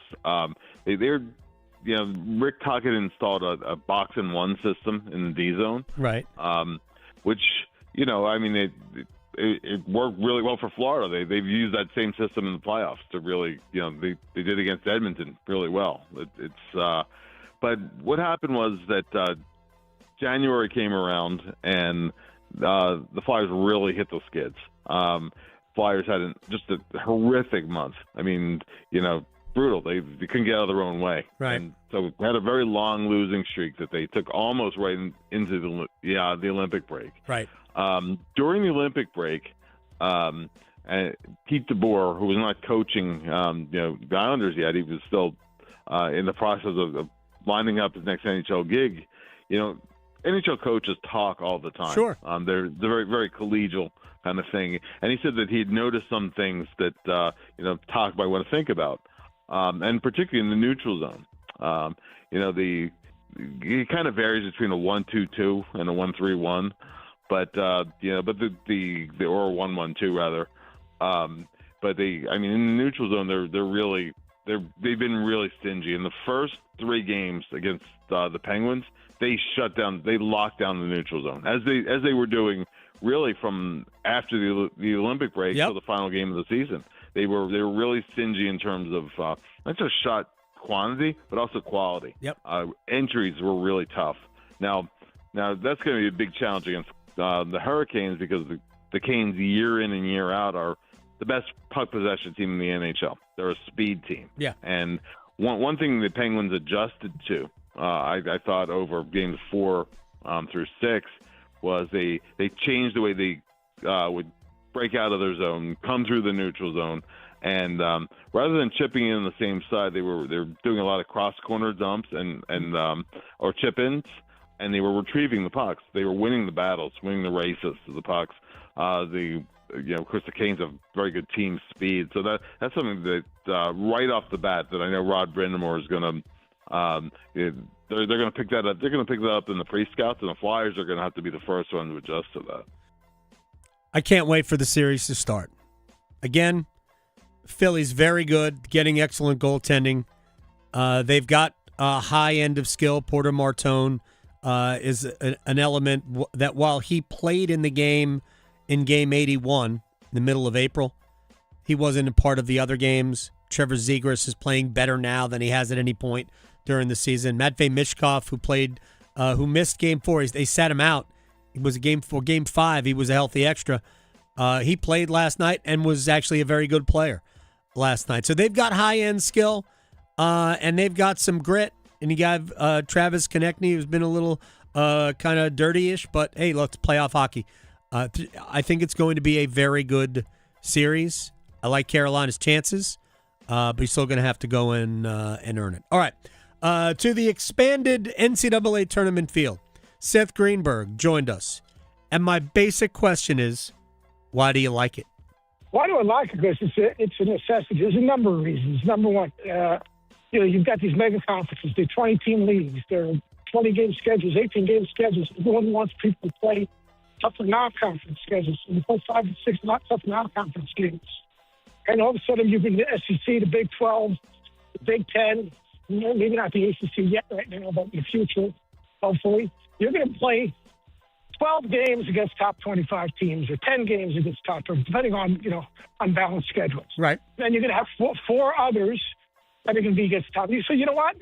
The days of going like 25-3, 25-5 are over, man. The days of going, whatever. It's John Calipari had a losing record in the SEC 2 years ago. Right. He made it to the Sweet 16. Yep.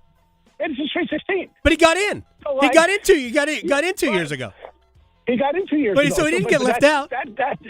Yeah, but that defeats the thing about, you have a losing record in your league, you shouldn't be able to go. Well, it's who you can beat. Right. No, I'm with you. I'm with you. I mean, to me, here's the thing. You have these mega conferences. Yeah. Right, those schools, SEC, Big 12, ACC, they're spending $12, $15, $16, $20 million on their own. Right? Right. You have to fall in these mega conferences. The days about those conferences getting 5 teams, what's the sense of joining a mega conference if you're only going to get 5 teams in the tournament because you're playing a tough schedule? But that didn't happen. Playing tough conference games. But that didn't happen. The SEC got 46 teams in the tournament 2 years ago. Yeah, but I'm just saying. I'm saying right. 46 teams. I think it was 11. It's the same thing. But here's the thing. There's such a fine line. Like people think it's like blasphemy. Oh, it's going to ruin college. It's not ruining college basketball. You're right. It's you know. You are correct. The dirty dozen or the first 12 or whatever you want to call it. I mean, honestly, I think that you're going to get the best one-bid league teams winning, so they're going to put the best teams into the field of 64. Right. You're going to get the very best of those one-bid leagues. And then you're going to get the very best of the last at-large teams in the tournament. Well, we already do. Using an example of a team that made it in and got to the Sweet 16, I think is a poor example because they've already gotten in. The litmus test. Are you making the event better, or are you just making it bigger? And I think the answer is the latter, not the former. We're making it bigger, not better. And the networks don't want it. The fans don't want it. Coaches do. Coaches like it because then they could sell. Well, I've made the NCAA tournament 7 years in a row. Assuming that you do. But man, imagine if you don't. Yeesh. All right, tomorrow, Friday, we'll be one day closer to the Hurricanes playing another hockey game. Victoria, thank you very much. We're back on video. That's right. We'll do this again tomorrow on a Friday. See ya. Questioning goalie interference calls since day one. The Adam Gold Show on the North Carolina Sports Network. Hey, Carolina Panthers fans, it's Dennis Cox from 99.9 The Fan. Join me and my co-host Chris Lee from WREL TV as our podcast Panthers Playbook rolls on this offseason, presented by Wake Orthopedics. In every episode, we'll keep you